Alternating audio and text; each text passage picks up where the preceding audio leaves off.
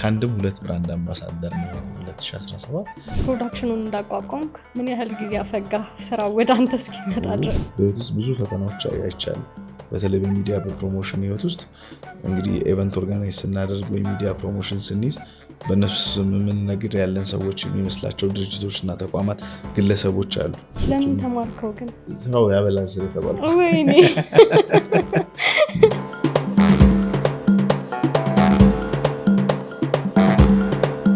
አብርሽ እንዴት ነህ? እንዴት ነሽ? እንኳን ደህና መጣ።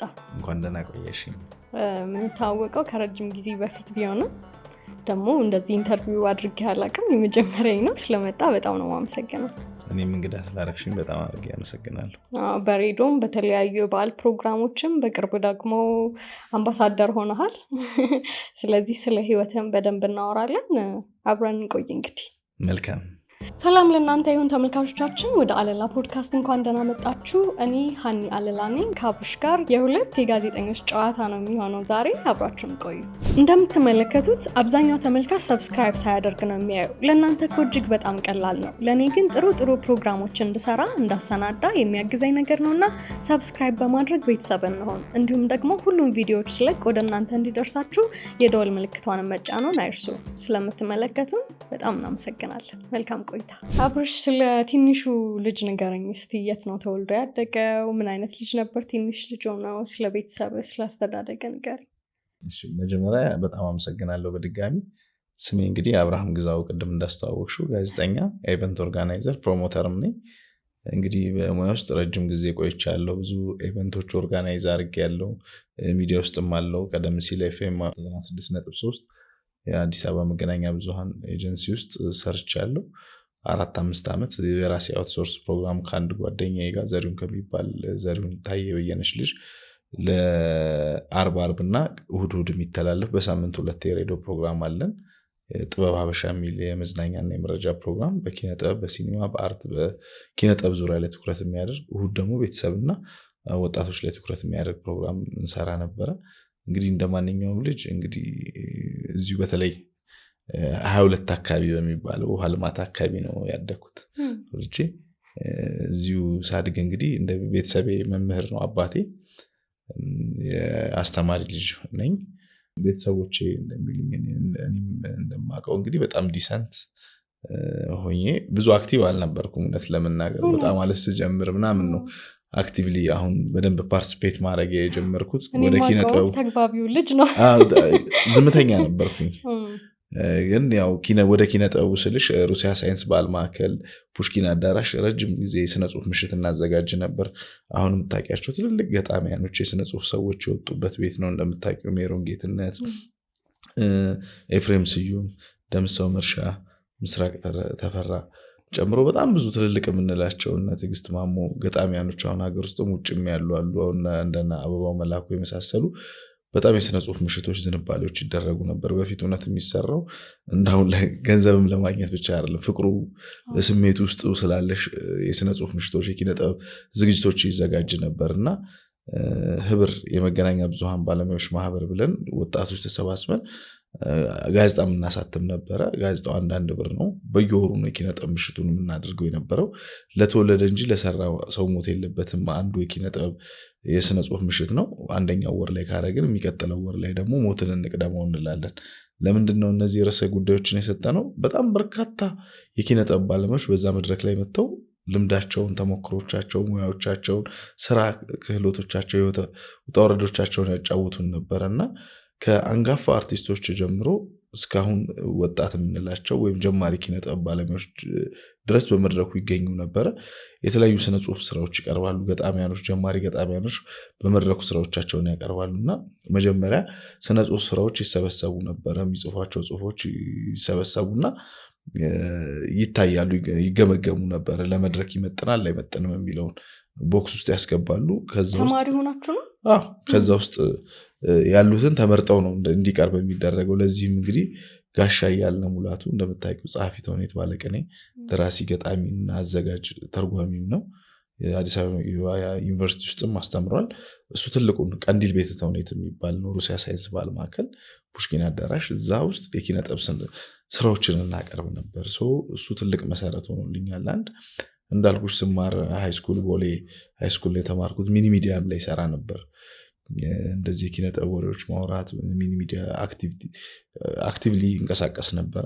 የተለያዩ ክበባትም እንቀሳቀሳለሁ እና ጸረ ኤድስ ክለቦች የተለያዩ ክበባት ማህበራትም ላይ በተለይ ብዙዎቹን ዛሬ በተለያየ ሚዲያ ላይ የሚሰሩትን ያወጣው ትፍላሜ ምናልባት ታስታውሹ ከሆነ አላውቅም። ትፍላሜ ጋዜጠኞች ማህበር የሚባለው ውስጥም በጋዜጠኝነትም እንዲሁም በቲያትርና ስነ ጽሁፍም ኮርሶችን ወስጃለሁ እና ከበፊት ጀምሮ እንግዲህ በልጅነቴ እንዳልኩሽ ብዙ አክቲቭ ብዙም ባልሆንም ግን የተለያዩ ኪነጥበብ ፕሮግራሞች ላይ እገኝና ሳተፍ ነበር። በኋላ ላይ ግን ይህን ነገር እያጎለበትኩት የማልገኝበት ፕሮግራም የለም። ሁሉም ፕሮግራሞች ላይ ሄዳለሁ። ለምን ልምዱን ተሞክሮውን ኤክስፒሪየንሱን ለማግኘት ወደዛ የሚሄድበት ዝንባሌ ነበረኝና ሞሮፍ ወደ ሚዲያውም እንድሳብም ትልቅ አስተዋጽኦም አድርጎልኛል ብዬ አስባለሁ። ነበር አንተ ክለቦች ላይ ስትሳተፍ? አጫጭር ነገሮች ሞካክራለሁ። ብዙ ጎበዝ አይደለሁ። ግጥሞች ምናምን የተወሰኑ እንትኖች ምናምን ሞካክራለሁ። መድረኮች ይገመገማል በዛ ጊዜ መቼስ ምን ይሉ ነበር? ያው ብዙ ነገር እንድታሻሺ እንድታስተካኪ አስተያየቶች ይሰጥሻል። እነዛን አስተያየቶች እየተቀበልሽ ደግሞ ሌሎቹን የሚሰሩትን ስራዎች እያየሽ የምታረሚባቸው መንገዶች ይኖራሉ ማለት ነው። ከዛ እንዴት አልገፋበት? እኔ ወደ ሞሮፍ ወደ ሚዲያው ላይ የመሳቡ ነገር እና አሁን እንደምታውቂው ብዙ ትልልቅ መድረኮች ማስተር ኦፍ ሰረሞኒ መድረክ ኢቨንት ኦርጋናይዝ የማድረጉ ሚዲያው ላይ ደግሞ ሆስት አድርጎ ፕሮግራሞች የማዘጋጀቱ ላይ ሞሮፍ ትኩረት አድርጌ ወደዛ ዝንባሌ አደረ። ስለዚህ ልጅ ሆነ ጋዜጠኛ ነበር መሆን የምትፈልገው? እውነትን ለመናገር ጋዜጠኛ እሆናለሁ ብዬ አስቤ አላቅም። ግን ሬዲዮ በጣም እሰማለሁ። በጣም ማደንቃቸው ጋዜጠኞች ወዳቸው ኢትዮጵያ የመገናኛ ብዙሃን ዘርፍ ውስጥ ትልቅ አሻራ ያሳረፉ ሰዎች አሉና እኔ በተለይ ኤፍኤም 97.1 ሲቋቋም አሁን በጣም ስፖርት ወዳለውና ፍስሐ ተገኘን በጣም ማደንቀው ስፖርት ጋዜጠኛ። እኔ አሁን የአርሴናል ደጋፊ ነኝ። አሪፍ ክለብ ነው ዋንጫ ባትበሉ ምንም አንልም። እና ያ ዝንባሌ እንዳደምጥ ትልቁ እንግዲህ ኢትዮጵያ ሬዲዮን ማዳምጥ ነበረ እና በተለይ እንደነ እሸቱ ገለቱ እና እያደር አዲስ ምን አላቸው ስማቸው በጣም እንግዲህ ከማደንቃቸው ዜና አቅራቢዎች መካከል ስለነበሩ ስፖርት በጣም ከስፖርቱም ውጪ ዜና ምንም አደምጣለሁ። በተለይ ጀርመን ድምፅም እከታተላለሁ ቪኦኤንም እና ሞሮፍ ወደ ሚዲያው እንዳዘነብል ምናምን አደረገኝ። በጣም የምወደውን ሙያ ውስጥ ደግሞ እንድገባም ትልቁ ሚና ተጫውቶልኛል ብዬ አስባለሁ። እሺ ይሄ ሬዲዮ ኢንፍሉዌንስ አረገ፣ ትምህርት ቤት ክለቦች ላይ መስራት ሚኒ ሚዲያው ምናምን ጠቀመ ይባል። ግን ታዲያ ምን ነበር መሆን የምትፈልገው? እኔ እውነት ለመናገር እንግዲህ ብዙ ሰው ሲያድግ ልጆችም ሆነ እንደምታውቂው ወይ ካፒቴን ወይ እንትን ነው የምንለው አይደል? እንደዛ አይነት ነገር ነው የምለው የነበረው። ታዲያ ይሄኛው የተማርከው ትምህርት አሁን ከሚዲያው ጋር አይገናኝም። ወደዛ ምን ወሰደ? እንግዲህ ምንድነው የወሰደ መሰለሽ? ስማር እንግዲህ ቢልዲንግ ኮንስትራክሽን ነው ቴክኒክና ሙያ ዲፕሎማ የጨረስኩት። ከዛ በኋላ ግን ራሴን አፕግሬድ በማድረግ በሚዲያው ሲቪል ሰርቪስም የተለያዩ ኮርሶችን ለምን ተማርከው ግን? ስራው ያበላል ስለተባልኩ። ፋሚሊ ነው? አዎ ያው ለጓደኞችም ሌሎችም ምናምንና ቢልዲንግ ኮንስትራክሽን ግን በነገራችን ላይ አልተውኩትም። አሁን አንዳንድ ሰው ይማርና ይተወዋል አይደል? ብዙ ጊዜ ስራ አይሰራበትም። የተወሰነ ጊዜ ሰርቼበታለሁ። ኪራይ ቤቶችም የተለያዩ ስራዎችም ሰርቼበታለሁ። ከዛ በኋላ ግን ወደ ጋዜጠኝነቱ አዘን ብዬ ሬዲዮ ፕሮግራሞች ላይ ሳተፍ ነበር። ኤፍኤም 97 ኢትዮጵያ ሬዲዮ የተለያዩ ፕሮግራሞች መጣጥፎችን ሳተፍ ነበር። ከዛ ኤፍኤም 96.3 ላይ ጥበብ ሀበሻ የሚል ፕሮግራም በሳምንት 2 የመዝናኛና የመረጃ ፕሮግራሞችን እናቀርብ ነበር። አንዱ ኪነጥበብ ሲኒማ እንዲሁም ወቅታዊ ጉዳዮች ላይ ትኩረት ያደረገና የቤተሰብና ደግሞ ወጣቶች ላይ እሑድ ፕሮግራሞች እናቀርብ ነበር። ልክ ብስራት ደግሞ ሲከፈት 4-5 ዓመት ወደ 5 ዓመት ያህል ኤፍኤም 96.3 ላይ ሰርቻለሁ። ከዛ ደግሞ ብስራት ኤፍኤም ሲከፈት ጀምሮ ወደ ብስራት ደግሞ ገብቼ የጥበብ ብልጭታ የሚል ፕሮግራም እስካሁን ድረስ ስቲል አለ። ሐሙስና እሑድ የመዝናኛና የመረጃ ፕሮግራም ነው። እሱን እያቀረብኩ እየሰራሁ ነው ያለሁት። ከዛ በፊት እንግዲህ ኤፍኤም 96.3 ሰርቼ ከወጣሁ በኋላ ወዲያውኑ ወደ ህትመት ሚዲያውም ተቀላቅዬ ነበረ። በተለይ ማህበራዊ፣ ፖለቲካዊ፣ ኪነጥበባዊና ስፖርታዊ ጉዳዮች ክንውን የምታወጣ በሳምንት በ15 ቀን ነበር። ስንቅ የምትል መጽሔት አለች። እሱ መጽሔት የኔ ነው። ባለፉት እንግዲህ 9-10 ዓመታት ያህል ሰርተናል። ከዛ በኋላ ግን የህትመት ዋጋ እየናረ የመጣበት ሁኔታ ሆነና እንደምታውቂው ሀገሪቷ ላይ ያሉ የህትመት ሚዲያዎች እየተመናመኑ መጡ። ሁሉም አሁን ያሉት የተወሰኑት ኒውስፔፐሮች ካልሆነ በስተቀር በተለይ መጋዚን የምትዩ ማርኬት ላይ የሚወጡ መጽሔቶች ሙሉ ለሙሉ ቆመዋል ማለት ይቻላል። ይሄ ደግሞ ዘጠናዎቹ ነበር የመጽሔት ዓለም ነበር። ዘጠናዎቹ ከዛ በኋላ ባሉት ጊዜያት መጽሔቶች ይሸጡ ነበረ እና አሁን ግን ኢሚዲየትሊ ወደ ዲጂታል ያው ወቅቱም ጊዜውም ደግሞ ቴክኖሎጂውም የሚያግዘው ነገር አለ እና ወደዛ የተቀየረበት ሁኔታ አለ። ከዛ መቀጠል እንግዲህ ወደ ኤቨንት ላይ ነው ሞሮፍ ትኩረት አድርጌ በርካታ ፊልሞች፣ ሆቴል ምርቃቶች፣ ኤቨንቶች፣ የመጽሐፍ ምርቃቶች፣ ዝግጅቶች የማስተባበር ኦርጋናይዝ የማድረግ መድረኩን የመብራት ሙሉ ጨረታ የመውሰድ እና የተለያዩ ፕሮጀክቶች ላይ የመሳተፍ ነገር እያዘነበለ የመጣው ማለት ነው። ስለዚህ ልክ ትምህርት እንደጨረስክ ይሄኛው ኮንስትራክሽን ተማርክ፣ እሱ ላይ ስራ ጀመርክ። እኔ አሁን ማቀህ በቃ ኢቨንቶች ላይ በዚህ በጋዜጠኝነቱ ስለሆነ ልስል እየሞከርኩ አቃተኝ እና ሰው እንትን አይመስለውም፣ እውነት አይመስለውም። አሁን ቢልዲንግ ኮንስትራክሽን ተምሬ ሰርቻለሁ ምናምን ነገር ኪራይ ቤቶች ላይ እኮ ቤቶች እድሳት ላይ የተለያዩ ቦታዎች እየተዟዟርኩ ምናምን ስል ሰው እንትን ያደርገዋል። አሁን ካለኝ ጋር ስራ ጋር ስለሚያገኝ ጆርኒውን ምን ይመስል እንደነበር፣ ምን አይነት ስራዎች ሰራ፣ እዛ ስራ ላይ የነበረ ነገር ቱታ አርገሽ እንደማንኛውም ሰው ነው የምትሳተፊው። ቱታ አርገሽ እንግዲህ የምትሰሪያቸው ማቴሪያሎች የምትሰሪባቸውን ይዘሽ ነው የምትንቀሳቀሹ እና እኔ ሙያውን ወደዋለሁ። ሁሉንም ሙያው አክብሮት አለኝ ለሁሉም ሙያ። ምክንያቱም አንድ ሙያ ውስጥ ለመቆየት ፕሮፌሽን ለመሆን ብዙ ውጣ ውረዶችን አልፈሽ ነው፣ እንዲሁ አልጋ ባልጋ አይደለም እና ለሁሉም ሙያ ክብር አለኝ እና ቢልዲንግ ኮንስትራክሽንም ቤቶች እድሳት ላይ ቤቶች ግንባታ ላይ ምናምን ተሳትፌያለሁ እና ወደዋለሁ። ስንት ዓመት ሰራ? አንድ 3 ዓመት ያህል ጊዜ ሰርቻለሁ። ተቀጥሬ በኮንትራትም በምንም እንደ አይነት ነገሮች ላይ ፓርቲሲፔት አድርጌያለሁ። ሰው በ3 ዓመት ውስጥ ምኑን ወደድከው? ምኑ ቻሌንጅ አደረገ? ብዙ ቻሌንጆች አሉ፣ ብዙ ነገሮች አሉ። ግን አንድ ሰው ሳቲስፋክሽን የሚያገኘው ያ ነገር ልክ ሰርተሹ አልቆ ስታየው ደግሞ የበለጠ የውስጥ እርካታም ይኖረዋል እና ሰዎችም ሲረከቡ ቤታቸውን የምታየው ነገር በይበልጥ አንቺን ጥሩ ስሜት ይፈጥራል። ቻሌንጅ አለ፣ ያው እንግዲህ መሸከሙም አለ፣ ውጣ ውረዱም አለ፣ መውጣት መውረዱም አለ እና ምን ያህል ከባድ እንደሆነ ይታወቃል። ሙያ ውስጥ ያሉ ሰዎች ያውቁታል እና እነዛን ቻሌንጆች ተጋፍጠው መስራት ደግሞ ቀላል ነገር አይደለም ብዬ አስባለሁ እና ለሙያተኞች ትልቅ ክብር አለኝ እላለሁ። አሁን ከዛ በኋላ ለማቆም እንዴት ወሰንክና ወደዚህኛው እንዴት መጣ? ሞሮፍ እንግዲህ ከቢልዲንግ ኮንስትራክሽን ወይም እንደዚህ የግንባታ ስራዎች ውጪ እንግዲህ ሚዲያው ላይ እንዳልኩሽ ኪነ ጥበቡ ላይ ዝንባሌ ያለኝ እና በጣም ስነ ጽሁፍ ምሽቶችን እካፈላለሁ። ፕሮግራሞችንም ወደ ማዘጋጀቱ መጣው ከመካፈል አልፌ እና ሞሮፍ ወደ ኪነ ጥበቡ ዝንባሌው ሲመጣ ሚዲያውም ጋር ኢንተረስት ስለነበረኝ ወደ ሚዲያው ላይ ኮላብሬት አድርጌ ወደ ሚዲያው የመምጣቱ ነገር አዘነበልኩኝ። ከዛ በራሴ ደግሞ እንደገና ላይሰንሶች አቋቁሜ የመስራቱ ነገር ሩስ ገባው። እንዳልኩሽ መጋዚን፣ ሬዲዮ ፕሮግራሞች፣ የመዝናኛ ኢቨንቶች ኦርጋናይዝ የማድረግ በተለይ ፕሬስ ኮንፈረንሶች፣ እነዚህ ፕሬስ ሪሊዝ የምንላቸው ፕሮግራሞችን በሙሉ አብዛኛውን ስራዎች ይሰራለሁ። ምክንያቱም ብዙ ጊዜ የሚገጥሙኝ ነገሮች ነበሩ። በፊት ገና ስጀምረው እንደው ችለው ትሰራዋለህ ምናምን ይሉሻል፣ ይጠራጠሩሻል። ገና ስትመጪ በቃ የሚለኩሽ በተለያየ መንገድ ነው። ምክንያቱም ፊዚካሊ ያዩሽና ትንሽ መሆንሽን በስልክ ስሜ እኔ አሁን ብዙ ቦታ ላይ ሲሄድ አብርሃም ግዛው ይታወቃል። በአካል ነው ብሶ ማያውቅ አብርሃም ግዛው ተብሎ ይታወቀውና አብርሃም ግዛው ይታወቅና በአካል ሲሆን እንዴ አንተነ እንዴ ምናምን ይሉሻል። ምን መስላችሁ? ትልቅ ሰው ነበር የምንጠብቀው፣ ስም ስለገነነ ትልቅ ሰው ነበር የምንጠብቀው ምናምን ይሉሻልና ስራም ላይ የሚያጋጥሙኝ ነገር አለ። እንደውም አንዳንድ ጊዜ እኔ ምን እላቸዋለሁ፣ ግድ የለም አትክፈሉኝ፣ ስራውን ሰርቼ ጨርሼ ላሳያችሁና ትከፍላላችሁ እላቸዋለሁ። መጀመሪያ አካባቢ ላይ ያው እምነቱም ሄደሽም ነው የምታሳምኙ። አሁን ስራው ወደ እኔ የሚመጣው፣ በፊት እኔ ወደ ስራው ነበር ሄጄ የምጠይቀውና ሰርቼ ሳሳያቸው እንደውም ቦነስ አድርገው በቃ እንደዚህ ያልጠበቅንም ኤክስፔክት አላረግንም ይሉሻል። ገና ሲቀጥሩሽ መኪና አለ ምናምን የሚያስቡ በስም ስለሚያውቁሽ በቃ የተለያየ ነገር ነው። የሰው ልጅ መገለጫው ታውቂያለሽ፣ አስተሳሰቡን ሳይሆን አለባበሱን የሚይዘውን ነገር ምናምን ነው የሚያየው። ግን ሞሮፍ ይሄ ነገር እየተቀየረ ስራው ወደ እኔ ደግሞ መምጣት ጀመረ። ስራው ወደ አንቺ ደግሞ ሲመጣ የበለጠ ነገር የተሻለ ነገር ማሳየት ይኖርብሻል። ክሬቲቪቲ ጨምረሽ የበለጠ ስራዎች አሁን እግዚአብሔር ይመስገን ትልልቅ ስራዎችን እንሰራለን። ጨረታም ወስደን ለብዙ ትልልቅ ድርጅቶች ወይም ሪል ስቴት ካምፓኒዎችንም ጨምሮ አሁን የኦቪድን የጫካ ፕሮጀክት ሙሉን ኤቨንቱን እኛ ነበረን ኦርጋናይዝ ያደረግነው።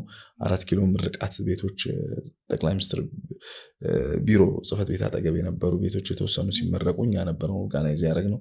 ሌሎችም ትልልቅ ካምፓኒዎች የመንግስትም የግል ድርጅቶችም ኤቨንቶቻቸውን ኦርጋናይዝ እናደርጋለን። ፕሬስ ሪሊዞቻቸውን ወይም ጋዜጣ መግለጫዎቻቸውን እንሰራላቸዋለን። ይሄ ምንድነው የመጣው በብዙ ጣውረድ በብዙ መሰናክል ውስጥ አልፈን እዚህ ደረጃ መድረሳችን ነው ብዬ ነው ማስበው። አሁን ዛሬ ስጋብዛ አብርሽ አሁን ጋዜጠኛ የሆኑም አሉ፣ ወደፊት ደግሞ ለመሆን የሚማሩ አሉ። ልክ አንተን ሲያዩ አሁን እዚህ ደረጃ ላይ ደርሰሃል፣ የራስን ፕሮግራሞች ታዘጋጃለህ፣ ኢቨንት ኦርጋናይዝ ታደርጋለህ፣ በደንብ ስምህም ይታወቃል። አሁን ግን ደግሞ ዝም ብሎ እዚች ቦታ ላይ መድረስ አይቻልም እና የሚጠቅማቸው አንዳንዴ የምጣንበት ነገር ነው። በእርግጥ ሁሉም ሰው የሚመጣበት መንገድ ተመሳሳይ ላይሆን ይችላል፣ ግን ሁሉም ሰው ደግሞ የሚያልፍበት የተለያየ ነገር አለ። አሁን ለምሳሌ እኔን የምታውቀኝ ጄቲቪ ያለው ነው ተቀጥሬ ሰራ ነበር። ከዛ በኋላ ግን በቃኝ ራሴን ስራ ልስራ፣ በቃ ሾው ልስራ፣ ቲቪ ላይ አውትሶርስ ሆኜ ደግሞ ልስራ ስል በዙሪያ ያሉ ሰዎች የደነገጡ አሉ። እንደውም ሰፖርት ካረጉኝ ያምሻል እንደ ምክንያቱም ኮንፈርት ዞን ነው አትተን የምንመጣው ገባህ? እንደዛኛው የሆነ የተደላደለ ሀስቡን በርደኑን ሰው አይፈልገውም። በቃ ተቀጥረሽ ከሰራሽ ደግሞ ፍርሃቱም አለ። ወጥቼ የራሴን ነገር ብጀምር ፌል ባረግስ፣ የሆነ ነገር ቢያጋጥመኝስ፣ ቢሮ ኪራይ እንዴት ነው የምከፍለው፣ የሰራተኛ እንዴት እከፍላለሁ የሚሉ ሁኔታዎች አሉ። ያስፈራል ስታስበው። እንደ ወጣትም እንደ ሴትም ያኔም አሁን ብቻዬን ነበረ ተከራይቼ የምኖረውና ሪስኩ ሀይ ነው ገባህ? ወጥቼ እንዳሰብኩት ፌል ቢያረግ የሆነ የምኖርበትንም ነገር ነው የሚነካው። አንተም ይሄኛውን ኮንስትራክሽኑን እየሰራህ ነበረ። ያኔ ፋሚሊ ጋር ነበር የምትኖረው ወይስ ወተህ? አይ ፋሚሊ ጋር ነበረ። እንዳልሽው ነው አንቺው ምን አለ መሰለሽ ቻሌንጁ ከባድ ነው። አሁን አንዳንድ ሙያ ውስጥ ያሉ ሰዎች እኮ አድቫይዝ ለምፈልገው መተው ያናግሩኛል። ለምሳሌ ያህል ተቀጥረው የሰሩ ረጅም ዓመት ማለት ነው፣ ግን የራሳቸውን ነገር መጀመር የሚፈልጉ ሰዎች አሉ። ፈልገው የሚወጡ ሰዎች አድቫይዝ ያደረግናቸውም ሰዎች አሉ። ምንድነው መጀመሪያ ደረጃ ስራዎችን ሁኔታዎችን ማየት ይፈልጋል።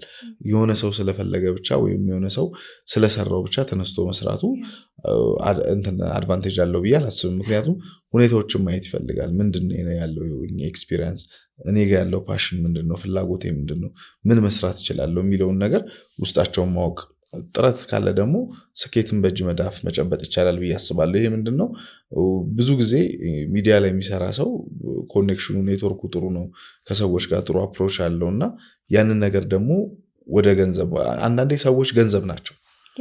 እነዛ ሰዎች ገንዘብ ናቸው። ምንድነው ሞር ኦፍ ካሽ ባይሰጡሽ እንኳን ኤክስፒሪየንሳቸውን የህይወት ውጣ ውረዶቻቸውን እያንዳንዱን ነገር ይነግሩሻል። ያ ነገር ለአንቺ ብዙ መማሪያ ነው ማለት ነው። ሰው ከትምህርት ቤት ብቻ አይደለም ከአካባቢው ከማህበረሰቡ ከእያንዳንዱ ከጓደኞቹ ብዙ የሚማራቸው ነገሮች አሉ ብዬ አስባለሁ። እና ሰዎች እንግዲህ የተለያዩ ሙያ መስክ ላይ ያሉ ተቀጥረው ሲሰሩ ፍርሃቱ አለ። ምክንያቱም ከዚህ ወጥቼ ተቀጥሬ ብሰራ ነገ ላይ ምን ይደርስብኝ ይሆን፣ ከስር ይሆን፣ ቢሮ ኪራይ መክፈል ያቅተኝ ይሆን ምናምን ብለው ስጋት ውስጥ የሚገቡበታል። ይህን ነገር ግን አንድ ሰው ስለቻለው ወይም አንድ ሰው ስላደረገው ሳይሆን ምንድነው የምሰራው፣ እንዴት ነው የሚሄደው፣ አካሄዴ እንዴት ነው የሚሆነው የሚለውን ነገር በደንብ አጢነው ጥናት አድርገው ወደ ስራው መግባት አለባቸው። መጀመሪያ ዝግጅት ያስፈልገዋል። ምክንያቱም ቢሮ ኪራይ ትከፍያለሽ፣ የሰራተኛ ትከፍያለሽ፣ ወዲያውኑ ገንዘብ ላታገኝ ትችላለሽ። እነዚህ ነገሮች ስራ ደግሞ ወጪው ብዙ ነው እና እነዚህ ነገሮችን ተዘጋጅተሽበት ከሆነ ምንም ችግር የለም። እና አንዳንዶችም እየመጡ አድቫይዝ ይጠይቁናል፣ እንደዚህ እነግራቸዋለን። አጥንተውት ምናምን መውጣትም እንዳለባቸው ነው የምንመክራቸው። ምክንያቱም ሌላው ሰው ስለሰራው እኔ እችላለሁ ማለት አይደለም። ሁኔታዎችን ያሉትን ነገሮች መመርመር ማየት ደግሞ የተሻለ ነው ብዬ አስባለሁ። ስለዚህ አንተ ጅማሩ እንዴት ነበረ? ያው ቤተሰብ ጋር መኖር ራሱ የሆነች ሪስክ ይቀንስልሃል። ብቻውን ብትወጣ ትንሽ የሚያስፈራ ነገር ብዙ ነገሩን የጀመርከው እንዴት ነው? ለምሳሌ ኮንስትራክሽኑን ስትሰራ ሴቪንግ ነበረ? ከዛ ቢሮዎች ከፍተህ ነበር ወይስ ከቤት እየተመላለስክ ሬዲዮ ጣቢያ ነበር የምትሄደው? ከየት ነበር የጀመርከው? እውነት ለመናገር እኔ ስራ ላይ ያለውም ሴቪንግ በጣም ነው የምጠቀመው። ጎበዝ ነኝ። ምክንያቱም ወዲያውኑ ነው አሁን ስራው ስገባ ማንም ባልነበረው ሰዓት መኪና ገዝቼ በራሴ ነበር የምሰራው። ከዛ ደግሞ ራሴን አሁን ደግሞ ጥሩ ደረጃ ሲሆን አፕግሬድ ደግሞ አድርጌ የተሻለ ነገር የራሴን ነገሮች ነው ቢልድ እያደረግኩ የመጣሁበት። ምክንያቱም ከበፊት ጀምሮ ያው በፋሚሊ ጋር ከሆንሽ ብዙ ነገሮች ስለማይቸግርሽ ሴቭ የምታደርጊያቸው ነገሮች ይኖራሉ እና እንደገና ደግሞ እኔ ሳምንቱንም አላርፍም። ሁሌ ዴይሊ ስራ ላይ ነው ትኩረት የማደርገው። ብዙ ነገሮች ወጣት ሆኜ ሊያታልሉኝ ይችሉ ነበረ ብዬ አስባለሁ። ግን ሞር ኦፍ ስራው ላይ እና ገንዘቡን ማግኛ ላይ ነገ ላይ የምፈልገውን ነገር መድረስ እንደምችል ስለማውቀው ስለነበር ያንን ነገር አረግ ነበር። ቢሮ ከፍተህ ነበር ወይስ ሬዲዮ ጣቢያ ብቻ ነበር የምትሰራው? ቢሮ ከፍቼ በራሴ በትንሽ አቅምም ቢሆን እንቅስቃሴዎች አድርግ ነበር። መጀመሪያ ስራዎች ስሰራ እንደነገርኩሽ ወደ ስራው ነበር የሚሄደው። ከዛ ስራው ወደ እኔ መምጣት ጀመረ። ወደ እኔ መምጣት ደግሞ ሲጀምር ሰዎች እንግዲህ ደረሰኝ እንድትቆርጭላቸው ክፍያ ሲከፍሉሽ ይፈልጋሉ። ስለዚህ የራስሽ የሆነ ቢሮ ማደራጀት አለብሽና ያለች ቢሮ አደራጅቼ ስራዎችን እንቅስቃሴዎችን ጀመርኩ። ሞሮፍ እያደገ ስሜም እየገነነ ሲመጣ የበለጠ ደግሞ ኦርጋናይዝድ በሆነ ነገር ቲም አዋቅሬ የተሻለ ስራዎችን ወደ መስራት ውስጥ ገባው ማለት ነው። ልክ ፕሮዳክሽኑን እንዳቋቋምክ ምን ያህል ጊዜ አፈጋ ስራ ወደ አንተ እስኪመጣ ድረስ? ከባድ ነው። ለምን መሰለሽ እንደው በግል ድርጅት ሳይኖረኝ ትንንሽ አንዳንድ ቀለል ያሉ ስራዎችን እየሰራው ኮሚኒኬት እያደረኩ ነበር። ግን ድርጅት ከከፈትሽ በኋላ እንግዲህ ቢሮ ኪራዩ ሳታስብ ምን ይባላል ብዙ ጊዜ እንደውም ጊዜው እንዴት እንደሄደ ለማሰብ ቤት ተከራይ ይባላል አይደል? እና ወዲያው ነው የሚደርስብሽ። ቢሮ ኪራይ ይደርስብሻል፣ የሰራተኛ ይደርስብሻል እና ያስጨንቅሻል። ዞሮ ዞሮ ግን ያንን ሁሉ ውጣ ውረድ አልፈ ነው እግዚአብሔር ይመስገን እዚህ ላይ ደርሰናል። ደስ ይላል በጣም። ምን አስተማረ? ቻሌንጅ አልጠላም። ቻሌንጅም አልጠላው ለምን መሰለሽ እኔ በህይወት ውስጥ ብዙ ፈተናዎች አይቻለሁ። በተለይ በሚዲያ በፕሮሞሽን ህይወት ውስጥ እንግዲህ ኢቨንት ኦርጋናይዝ ስናደርግ ወይ ሚዲያ ፕሮሞሽን ስንይዝ በእነሱ ስም የምንነግድ ያለን ሰዎች የሚመስላቸው ድርጅቶችና ተቋማት፣ ግለሰቦች አሉ። ይሄ ደግሞ የሰው ልጅ አመለካከት ነው። ምንም ማድረግ አይቻልም። አንቺ ጥሩ ልብስ ለብሰሽ ስትሄጂ ሰው ሊቀና ሊናደድ ይችላል። ይሄ ሰውኛ ነው። ሁሉም ስላልሆነ አገርቷ ሰፊ ነች፣ ትልቅ ህዝብ ያላት ትልቅ ሀገር ነች። 130 ሚሊዮን ህዝብ ያለበት ትልቅ ሂውጅ ሀገር እንደሆነች ሁሉ አንቺ ምሳሌውን ብዙ ሰው አፕሪሺየት የሚያደርግሽና የተወሰነ ሰው ደግሞ ነቀፌታና እንዲሁም ደግሞ ቅራን የሚፈጥር ሰው ይኖራል። ሂስ አልጠላም። ያሳድገኛል፣ ይቀይረኛል ብዬ አስባለሁ። ስለኔ ደካማ ጎን ለኔ ንገሩኝ፣ ስለኔ ጠንካራ ጎን ለሰዎች ንገሩ ነው። ምክንያቱም ስለኔ ጠንካራ ጎን ለሰው በነገርሽ ቁጥር ለኔ ጥሩ አመለካከት ይኖራቸዋል።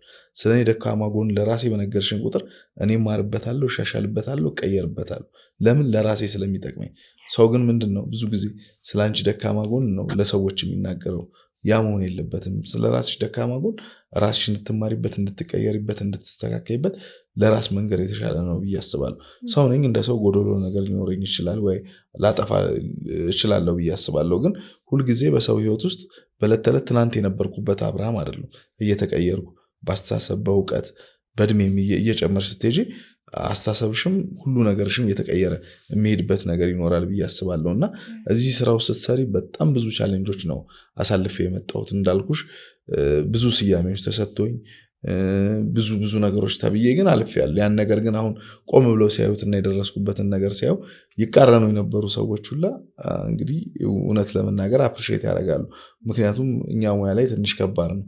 ሚዲያው ከሚዲያው፣ አርቲስቱ ከአርቲስቱ፣ ዲጄው ወይ ኢንተርቴንመንቱ ላይ ያለው ሰው ሳይን ኦፍኮርስ ፍቅር አለን ምናምን አንድነት አለ። ግን ይህ መደጋገፉ ነገር የለም። እውነት ለመናገር ሁላችንም በየራሳችን ተናጠል ነው የህይወት እንግዲህ ውጣ ውረድ ሆኖ የምትሯሯቸው። ግን መደነቃቀፍ ባይኖር ጥሩ ነው ብዬ አስባለሁ። ምክንያቱም መተጋገዝ እንኳን ባይኖር ቢያንስ ቆሞ ዳር ቆሞ ማየቱ ጥሩ ነው ብዬ አስባለሁ። ከቻልኩ እኔ አንቺን ላግዝሽ፣ የምትሰሪውን ስራ አፕሪሺየት በማድረግ ህጸጾች፣ ድክመቶችም ካሉብሽ ለአንቺ እየነገርኩ አንቺን የምትሻሻይበት ማድረግ ሲገባኝ ከላይ እንዲህ ነው የሚባሉ ነገሮች አሉና እነዛ ነገሮች ለማንም አይጠቅሙም፣ ገመድ መጓተቱም። ምክንያቱም አንድ ወደድንም ጠላንም የብዙ ነገር ፍላጎት ልዩነት ሊኖረን ይችላል።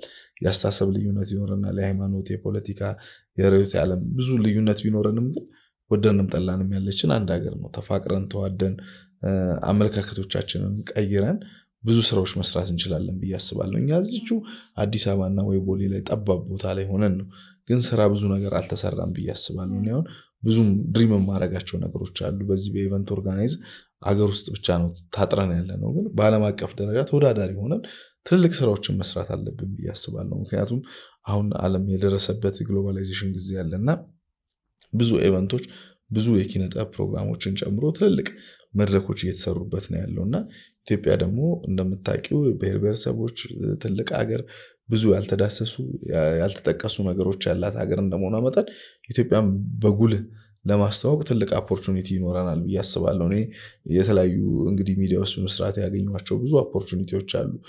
ቱርክ አናዶልን እንዳይ ትልቅ እድል ሆኗል። አናዶል ማለት በቱርክ የዜና ወኪል በጣም ትልቅ ነው። በተለይ ደግሞ ከ50 በላይ ኮረስፖንደንት ኖሮት ትልልቅ ሀገራት ላይ እንግዲህ ዘገባ የሚሰራ ጣቢያ ነው እና ሚዲያ ላይ መስራቴ ከዚሁ መጥተው ወስደው ቱርክ እንድጎበኝ የተደረኩበት ሁኔታ አለ። የቻይና እንግዲህ በተለይ ትልልቅ ዓለም አቀፍ ዜና አውታር ሲሲቲቪን ጨምሮ እንግዲህ የቴሌቪዥን ጣቢያዎችና የሬዲዮ ጣቢያዎችን እንዳይ ከአንዴም ሁለቴ ኮርሶች እዛ እንደሄድም ሆኛለሁ። ይሄ ነገር የተፈጠረልኝ ሚዲያ ላይ መስራቴ ነው ብዬ ነው የማስበው እና ትልልቅ መድረኮችን የማየቱ እድል አለኝ። ወደ ውጭም የሚሄዱ ኤክስፖዠሩንም የማግኘቱ አክሰሱ አለ። ይሄ ነገር የመጣው ሚዲያ ላይ መስራቴ ነው በጣም ደስ ብሎኝ ኢንተረስት አድርጎኝ ነው የምሰራው። ምክንያቱም ከብዙ ሰው ጋር ያገናኝሻል፣ ብዙ እውቀት እንድታገኝም ያደርገሻል። ኤቨንቱም ኦርጋናይዘሩም ገንዘብም እንደሚያስገኘው ሁሉ በጣም ኢነርጀቲክ ሆኜ እንዲሁም በፍላጎት የምሰራው ስራ ነው። አንድ ሰው ተቀጥሮ ሲሰራ ለደሞዝ ብቻ ሊሰራ ይችላል፣ ስራውን ላይወደው ይችል ይሆናል። እኔ ግን ስራውንም ወድጀው ፈልጌው የምሰራው ስራ ነው። ምክንያቱም ምን ይባላል ብዙ ብር ከሚከፈል ይልቅ ስራውን ወደኸው ትንሽ ብር ተከፍሎ ለስራው ስሜት ኖሮ የምትሰራው ስራ ይበልጣል ይባላል። ምክንያቱም አንዳንድ ሰው አሁን ስለሚከፈለው ብቻ ለገንዘቡ ብቻ ስራ የሚሰራ ሰው ይኖራል። ገንዘቡን ለማግኘት ብዙ ኢንተረስት ላይኖረው ወይም ሰዓት ደረሰ አልደረሰ ብሎ የሚያይ ሰው ይኖራል 11 ሰዓት ለመውጣት። በሄድኩባቸው ባገኘኋቸው የህይወት ቆይታ ውስጥ ብዙ ነገሮች ተምሬያለሁ ብዬ አስባለሁ። በእርግጥ ያው ሰው ሲኖር ማወቅ አለበት ሁሉንም ሰው ማስደሰት እንደማይችል፣ እሱ የታወቀ ነው።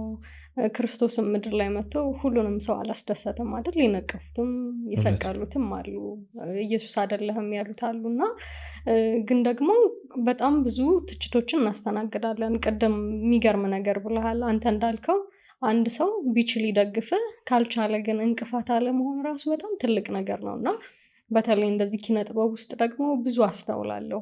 ይሄ አንዱ ለአንዱ በቀላሉ መንገድ መክፈት የሚችል እጁ ላይ ብዙ ነገር ኖሮት ግን አያደርግም እና የሆነ መንገድ መክፈቱ ራሱ ቢቀር እንቅፋት ካልሆነብህ ለስኬትህ የሆነ አስተዋጽኦ እንዳበረከተ ነው የማስበው። እና ስለዚህ ካጋጠሙ ቻሌንጆች ውስጥ ምክንያቱም አሁን እኔ በጣም ወደው ስራዬ ነው ግን አልፈተነኝም ልላ አልችልም። በዚች በሰራኋት ትንሽ ዓመታት ማለት ነው። ምን ያህል ነው የሰራኸው አንተ? እኔ ኦልሞስት እንግዲህ 15 ዓመት ደግሞ ብዙ ነው። በዚህ ሙያ አይደለም 15 ዓመት 3 ወር ብትሰራ ብዙ ፈተናዎች ልታይ ትችላለህ። ግን ደግሞ የሆነ ሱስ አለው፣ የማይለቅ ሱስ ሆቢ ሲሆን የማይለቅ ነገር አለውና ጠርተናለች እዛ ውስጥ የምንቆይባቸው ሁኔታዎች አሉ እና ልክ ነሽ። የሚያስወጡን ብዙ ነገሮች ከዚህ ሙያ የሚያስወጡን ብዙ እድሎች ይመጡልሃል፣ መልካም እድሎች። አትሄድም። የሚገፉ ነገሮች ደግሞ ይመጣሉ፣ አትወጣም። እና ምን አይነት ቻሌንጆች አጋጥመውህ ብተውስ እኮ የሚያስብሉ ነገሮች አሉ፣ ግን ያው ስለማትተው እንጂ ንገረና እንማርበት። በጣም ትልቅ ነገር ነው ያነሳሽው። አንድ ነገር እኔ ቻሌንጅ መኖሩ ትልቅ ነገር ነው ብዬ ነው የማስበው። ምክንያቱም አሁን ላለሁበት ስኬትም ያበቃኝ እሱ ነው ብዬ አስባለሁ። በዛን ወቅት ላይ ተስፋ ቆርጬ ወይም አርፌ ብቀመጥ ኖሮ እንዴ ቤትሽ ቁጭ ብትይ እኮ ሰው ስላንቺ ላያወራ አይችልም ወይም ላያቀሽም አይችልም። ከሰራሽ ከተንቀሳቀሽ ግን ሰው ያቀሻል ምናምን። እንደነገርኩሽ ነው። በተለይ ሚዲያ ውስጥ ትልቁ ቻሌንጅ እኔ ጋር የነበረው ነገር እንግዲህ እኔ ቅስሜ የሚሰበር ቢሆን ኖሮ ገና ከድሮ ተሰብሮ አንገቴን ደፋ ነበር ብዬ አስባለሁ። ለምንድን ነው ግን ይሄን የምለው? ስራ ስትሰሪ እንግዲህ ብዙ ስያሜዎች ብዙ ነገሮች የሚፈጠሩበት ሁኔታ አለ። ከዛ እኔ ቆም ብዬ ግን አሁን ሳስበው ስለሰራሁ ነው ብዬ ነው የማስበው። እንዳልኩሽ በጣም ብዙ ፕሮግራሞች ላይ አልችልም የምለው ነገር የለም፣ እሳተፋለሁ። እና እንደውም አንዳንድ ሰዎች ይላሉ አሁን ሶሻል ሚዲያው ምነው ሞላኸው ምናምን በቃ ካንተ ውጭ ስራ የለም እንደ ይላሉ። እና እውነት ለመናገር ስራዎችንም እየቀነስኩ እየመለስኩም ነው እንደዚህም የበዛሁትና ምንድነው ጥሩ ስራ እስከሰራሽ ድረስ ሰዎች ወደ አንቺ ይመጣሉ፣ ማርኬት ወደ አንቺ ይመጣሉ። ምችለው እኔ ከምችለው ውጪ ማልችለውን እችላለሁ አይደለም፣ ምችለውንና ሰርቼ ማሳየት የምችለውን ነገር ነው እችላለሁ ብዬ ሰዎች ውጤታማ ስራ ሰርቼላቸው ሳቲስፋክሽን ወይም ደስታ እንዲኖራቸው ማድረገውና ሚዲያ ውስጥ በሰራሁባቸው አጋጣሚዎች ቅድም እንዳልኩሽ ብዙ ቻሌንጆች ነበሩ። እነዚህ ቻሌንጆች ምንድነው በእነሱ ስም የምትነግጅ የሚመስላቸው ወይም ምንድነው እኛ የምናደርግ የነበረው እንግዲህ ሚዲያ ባለሙያው መጠቀም አለበት ብለን እናስባለን። ያ ምንድነው ብዙ ሆኖ አይደለም አበል ምንም እና እኔ አብርሃም ነው አበል ያስለመደው ለጋዜጠኛው ሁላ ተብያለሁ። ፕላስ ምንድነው እንግዲህ ቅድም እንዳልኩሽ በሆነ ሚዲያ ስም ገንዘብ ተቀብለህ ወይም ነግደህ ምናምን የሚሉት ነገር አለ። እኔ ግን በዛ አይነት ስራ አይደለም የምሰራው የነበረው። ውጭ ዓለም ላይም እኮ ይሄ ነገር ኤክስፒሪየንስ አለ። አንድ ሰው ኤቨንት ኦርጋናይዝ አድርጎለት የሚዲያ ስራ ሲባል ለምሳሌ አንድ ድርጅት ምርትና አገልግሎቱን ለማስተዋወቅ የሚዲያ ባለሙያዎችን ይጠራል። የሚዲያ ባለሙያዎችን የሚጠራው ዜና እንዲሰሩለት፣ ፕሮግራም እንዲሰሩለት ነው። ያንን ኦርጋናይዝድ የማድረግና ኃላፊነት ወስዶ አውትሶርስ አድርጎለት እነዛ ሚዲያዎች ተገኝተው በቦታው ሽፋን ዘገባ እንዲሰጡ የማድረግ ስራ ነው። ይሄ ደግሞ ውጭ ዓለም ላይ ነው። እንዴ መረጃ አንቺ ሰው ይዞልሽ ከመጠነ ነው። አይተሹ ጣቢያዎች እያንዳንዳቸው ኤዲቶሪያል ፖሊሲ የሚባል ነገር አላቸው። ሁሉም የመንግስትንም ጨምሮ የግል ቻናሎችንም ያን ነገር ያዩትና ኤዲቶሪያል ፖሊሲ ላይ ከመጠነና ለስራ የሚሆናቸው ከሆነ ይመድቡበታል፣ ይሰራል። የማይመጥን ግን ከሆነ ይተውታል። ያንን ነው የሚያደርጉት የነበረው። ሰው ግን የሚመስለው አመለካከት እንግዲህ ግለሰብ ነው። እንደነዚህ አይነት አመለካከት ያላቸው ሰዎች አሉ። ለምን ኖሮ አትይም። ግን አሁን የተንሸዋረረ አመለካከታቸው ደግሞ ተቀይሮ ሳይ ደግሞ ለእኔ ትልቁ ደሞዜ ወይም ክፍያ ያ ነው ብዬ ነው የማስበውና በዚህ አይነት መንገድ የተረዱ ነበሩና ብዙ ቻሌንጅ እንደውም እኔ ከዚህ ስራ ሙያ ውስጥ ወጥቼ ምን ነው የራሴን ስራዎች ሌሎች ነገሮች ለምን አልሞክርም? ሚዲያ ብቻ ነው እንደ ኢንተርቴንመንት ብቻ ነው እንደ ስራ ያለው እስከ ማለት ደረጃ የደረስኩባቸው ጊዜያቶች አሉ። ግን እንደዛም ሆኖ ደግሞ ነገ ላይ ይስተካከላል ብዬ ቻሌንጅ አድርጌ እዚህ በመቆየቴ ደግሞ የተሻለ ለውጦች እንዲመጡ አስችሏል ብዬ አስባለሁና በብዙ ውጣ ውረድ ውስጥ ነው አሁን ምልሽ አብርሃም ግዛው እዚህ ቁጭ ብዬ ሳወራ ነገሮች ቀላል የሚመስለው ሰው ሊኖር ይችላል። አይደለም። ብዙ ውጣ ውረዶችን አልፌ ነው እዚህ ደረጃ የደረስኩት። ብዙ መሰናክሎችን አልፈሽ ስኬታማ ወደ ማጥፋት ያደረሳቸው አልገባኝም። ለምሳሌ አሁን በአንተ ኢንተርቴንመንት ልክ ድርጅቶች አንተ ጋር ይመጡና አንተ እንደ ቼን ነህ አይደል? አሁን ለምሳሌ ቲቪ ብሪጅ ነኝ እኔ ሆነ ድልድይ ነህ አንተና ለምሳሌ አንድ ቲቪ ጣቢያንና አንድ ድርጅትን የምታገናኝ ብትሆን ኦልሬዲ ለቲቪ ጣቢያውም እንትኑ ስራ ነው። አንደኛ መጥሪያው ነው፣ ደብዳቤ ሌጋሊ ደርሶ ነው የሚመጣው። ድርጅቱ ደግሞ ፓኬጅ አለ፣ ይሄን ያህል ከፍላለሁ እንደዚህ እሰራለሁ የምትለው ሰው ይሄኛው ስምኬት ነው የመጣብህ። ምንድነው መሰለሽ እንዳልኩሽ ግለሰቦች ናቸው። አሁን አንድ ድርጅት ውስጥ ያለ ሰው ጥሩ አመለካከት ያለው ሰው አለ፣ ጥሩ ያልሆነ አመለካከት ያለው አለ። ሄደሽ ደብዳቤ ስታደርሺ በእነሱ ስም ትነግጂ የሚመስላቸው ሰዎች አሉ። ይሄ ለምን ሆነ አትይም። ሰውኛ አስተሳሰብ ስለሆነ ዛሬ ጊዜ እኮ ቅድም ብዬሻለሁ፣ እንደው ጥሩ ጫማ ማርገሽ ስቴጅ እኮ ቀና ያልሆነ ሰው እኮ ሊገላምጥሽ ይችላል፣ ጎረቤትሽ ቀና ካልሆነ ማለት ነው። ምክንያቱም አንቺ ለውጥ ማሳየትሽ የሚያናድደው ሰው አለ። ለምን ሆነ አትይም። ሰውኛ ስለሆነ አንቺ ወደፊት ነው እንጂ መጓዝ ያለብሽ። ለምን ተናደደ፣ ለምን ቀና የሚባል ነገር የለም። እኔ ነገርኩሽ እንደነዚህ አይነት ቻሌንጆች ሲገጥሙኝ ጊዜው ፈተናው ከባድ ነበር፣ ግን አልጋ ባልጋ ሆኖ አላለፍኳቸው። በትዕግስት ነገሮችን በማሳመን በጊዜ ሂደት ለውጥ ይመጣል ብዬ ሄድኩኝ።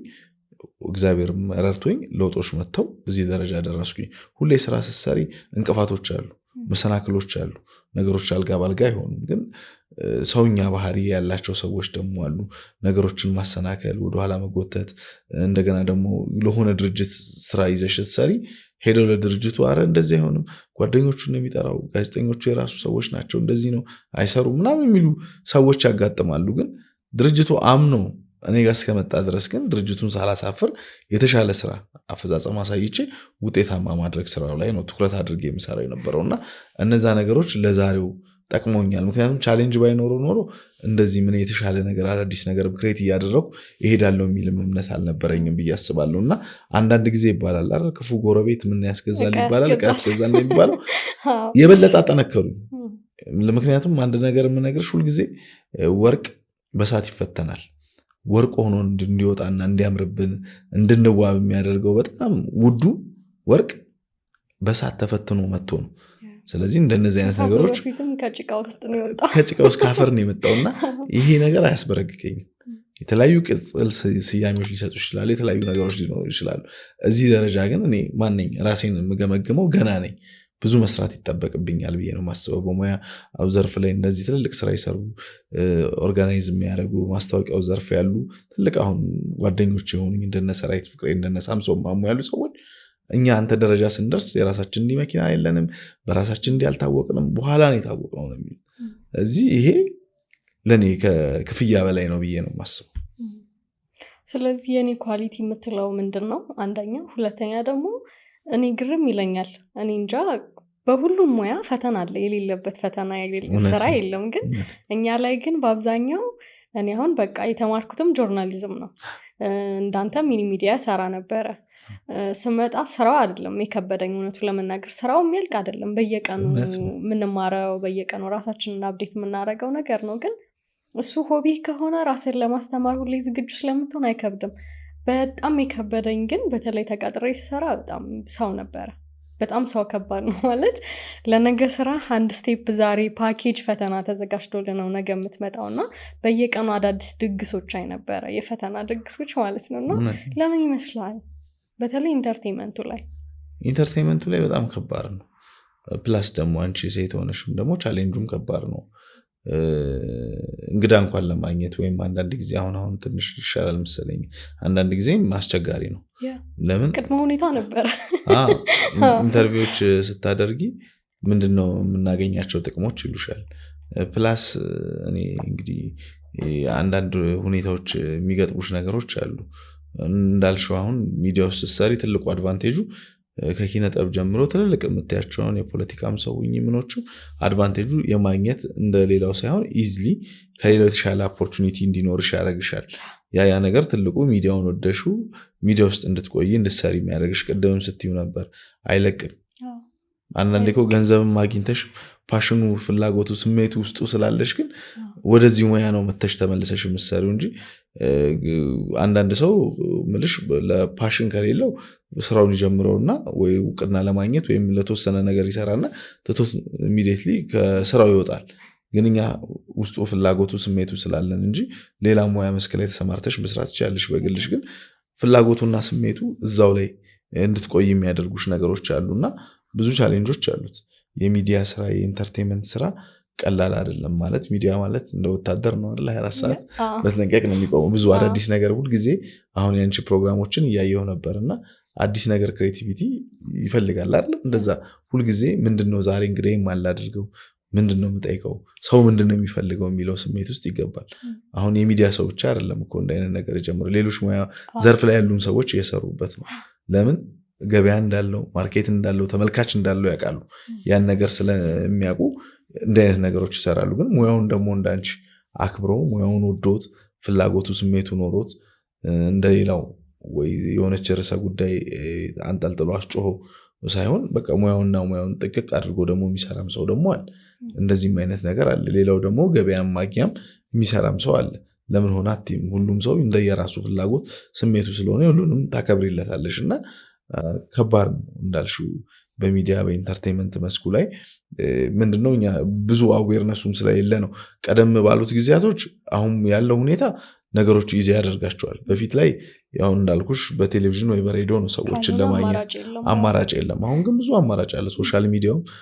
አልጎሪዝሙ ያግዝሻል እንደዚህ አይነት ነገሮች የተሻለ ሰው በቀላሉ አሁን መረጃን በእጅ ስልኩ ያለበት ቦታ ላይ ሆኖ የሚያገኝበት ጊዜ ላይ ደረስነውና ሁሉም ሰው ሚዲያ ሆኗል ሶሻል ሚዲያ ሁሉ ያለው ሰው ለኛ ፈታይ ቢሆንም ሚዲያ ሆኗል ግን አሁንም ፍላጎቱ እና አሁንም ያልገባን ገና ነው ብዬ ነው የማስበው ምክንያቱም ባንዴኛ አሁን 20 ምናምን ቴሌቪዥን ሲደርስ ሰው ብዙ ሆነ ምናምን ይላል ሬዲዮ ኤፍኤሞች 10 ምናምን ሲደርስ ምናምን ግን ከህዝብ አንጻሩ ገና ነው ምን ያህሉ ሰው ነው ስማርት ስልክስ ያለው ኦፍ ኮርስ ብዙ ሰው ሊኖር ይችላል ግን ገጠር ደግሞ ያልተገባበት ሶሻል ሚዲያውን መብራት የሌለበት የማይጠቀሙባቸው ሁኔታዎች አሉና ስራዎች መሰራትና ለውጦች እየመጡ የሚሄዱበት ሁኔታ አለ ብዬ አስባለሁና ቻሌንጁን መጥላት ሳይሆን ለቻሌንጁ መፍትሄ መፈለጉ የተሻለ ነው ብዬ አስባለሁ አሁን ብዙ ጊዜ ብዙ ሰዎች ኢንተርቪው ሲደረጉ እንዲሁኝ እንላለን አይደል ሪል ነው ወይ ስትይ ደግሞ አጠገብ ያለ ሰው ያውቀዋል ገብቶሻል ማውራት ያለብን ሪል የሆነውና ትክክለኛ የሆነውን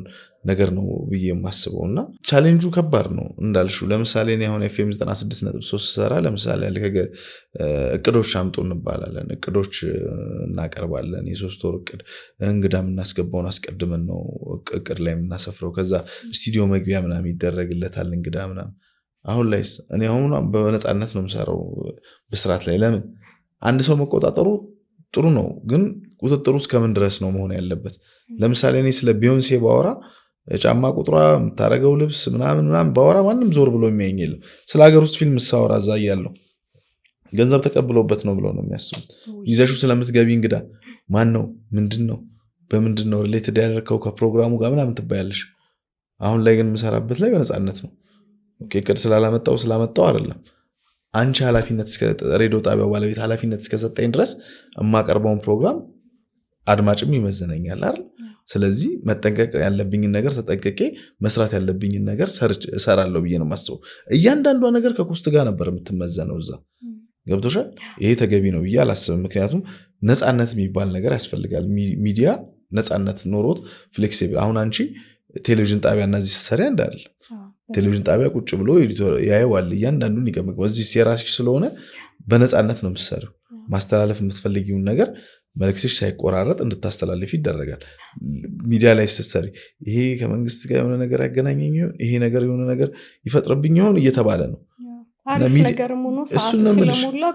ይቆረጣል። ሚዲያ ግን ነፃነት ይፈልጋል ብዬ የማስበው ሚዲያ ባለሙያውም ነፃነት ይፈልጋል። ያ ካልሆነ ደግሞ ቻሌንጅ አለው። ቅድም ደግሞ ያነሳሻቸው ነገሮች በየትኛው ሙያ መስክ ነው የተማርኩት ነገር መጠላለፍና መደነቃቀፍ አለ።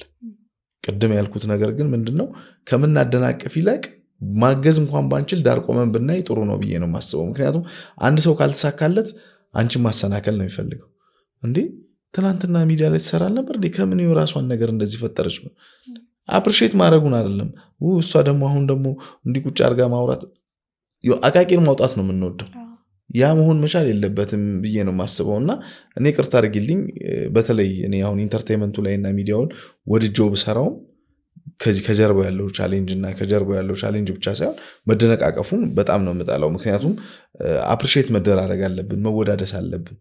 እኛ ቅድም ስልሽ እንደነበረው በስነ ጽሁፍ ምሽቶቻችን ለተወለደ እንጂ ለሰራ ሰው ሞት የለበትም የምንለው ሁልጊዜ አንድ ሰው ቢሞትም ከመቃብር በላይ ሕያው ነው። ስራ ሁልጊዜ ሲወደስ ሲዘከር ይኖራል። ክቡር ዶክተር አርቲስት ጥላሁን ገሰሰ ልደቱ ነበር አይደል? መስከረም 17 በኢትዮጵያ ሙዚቃ ውስጥ ትልቅ አሻራ ሰርፏል።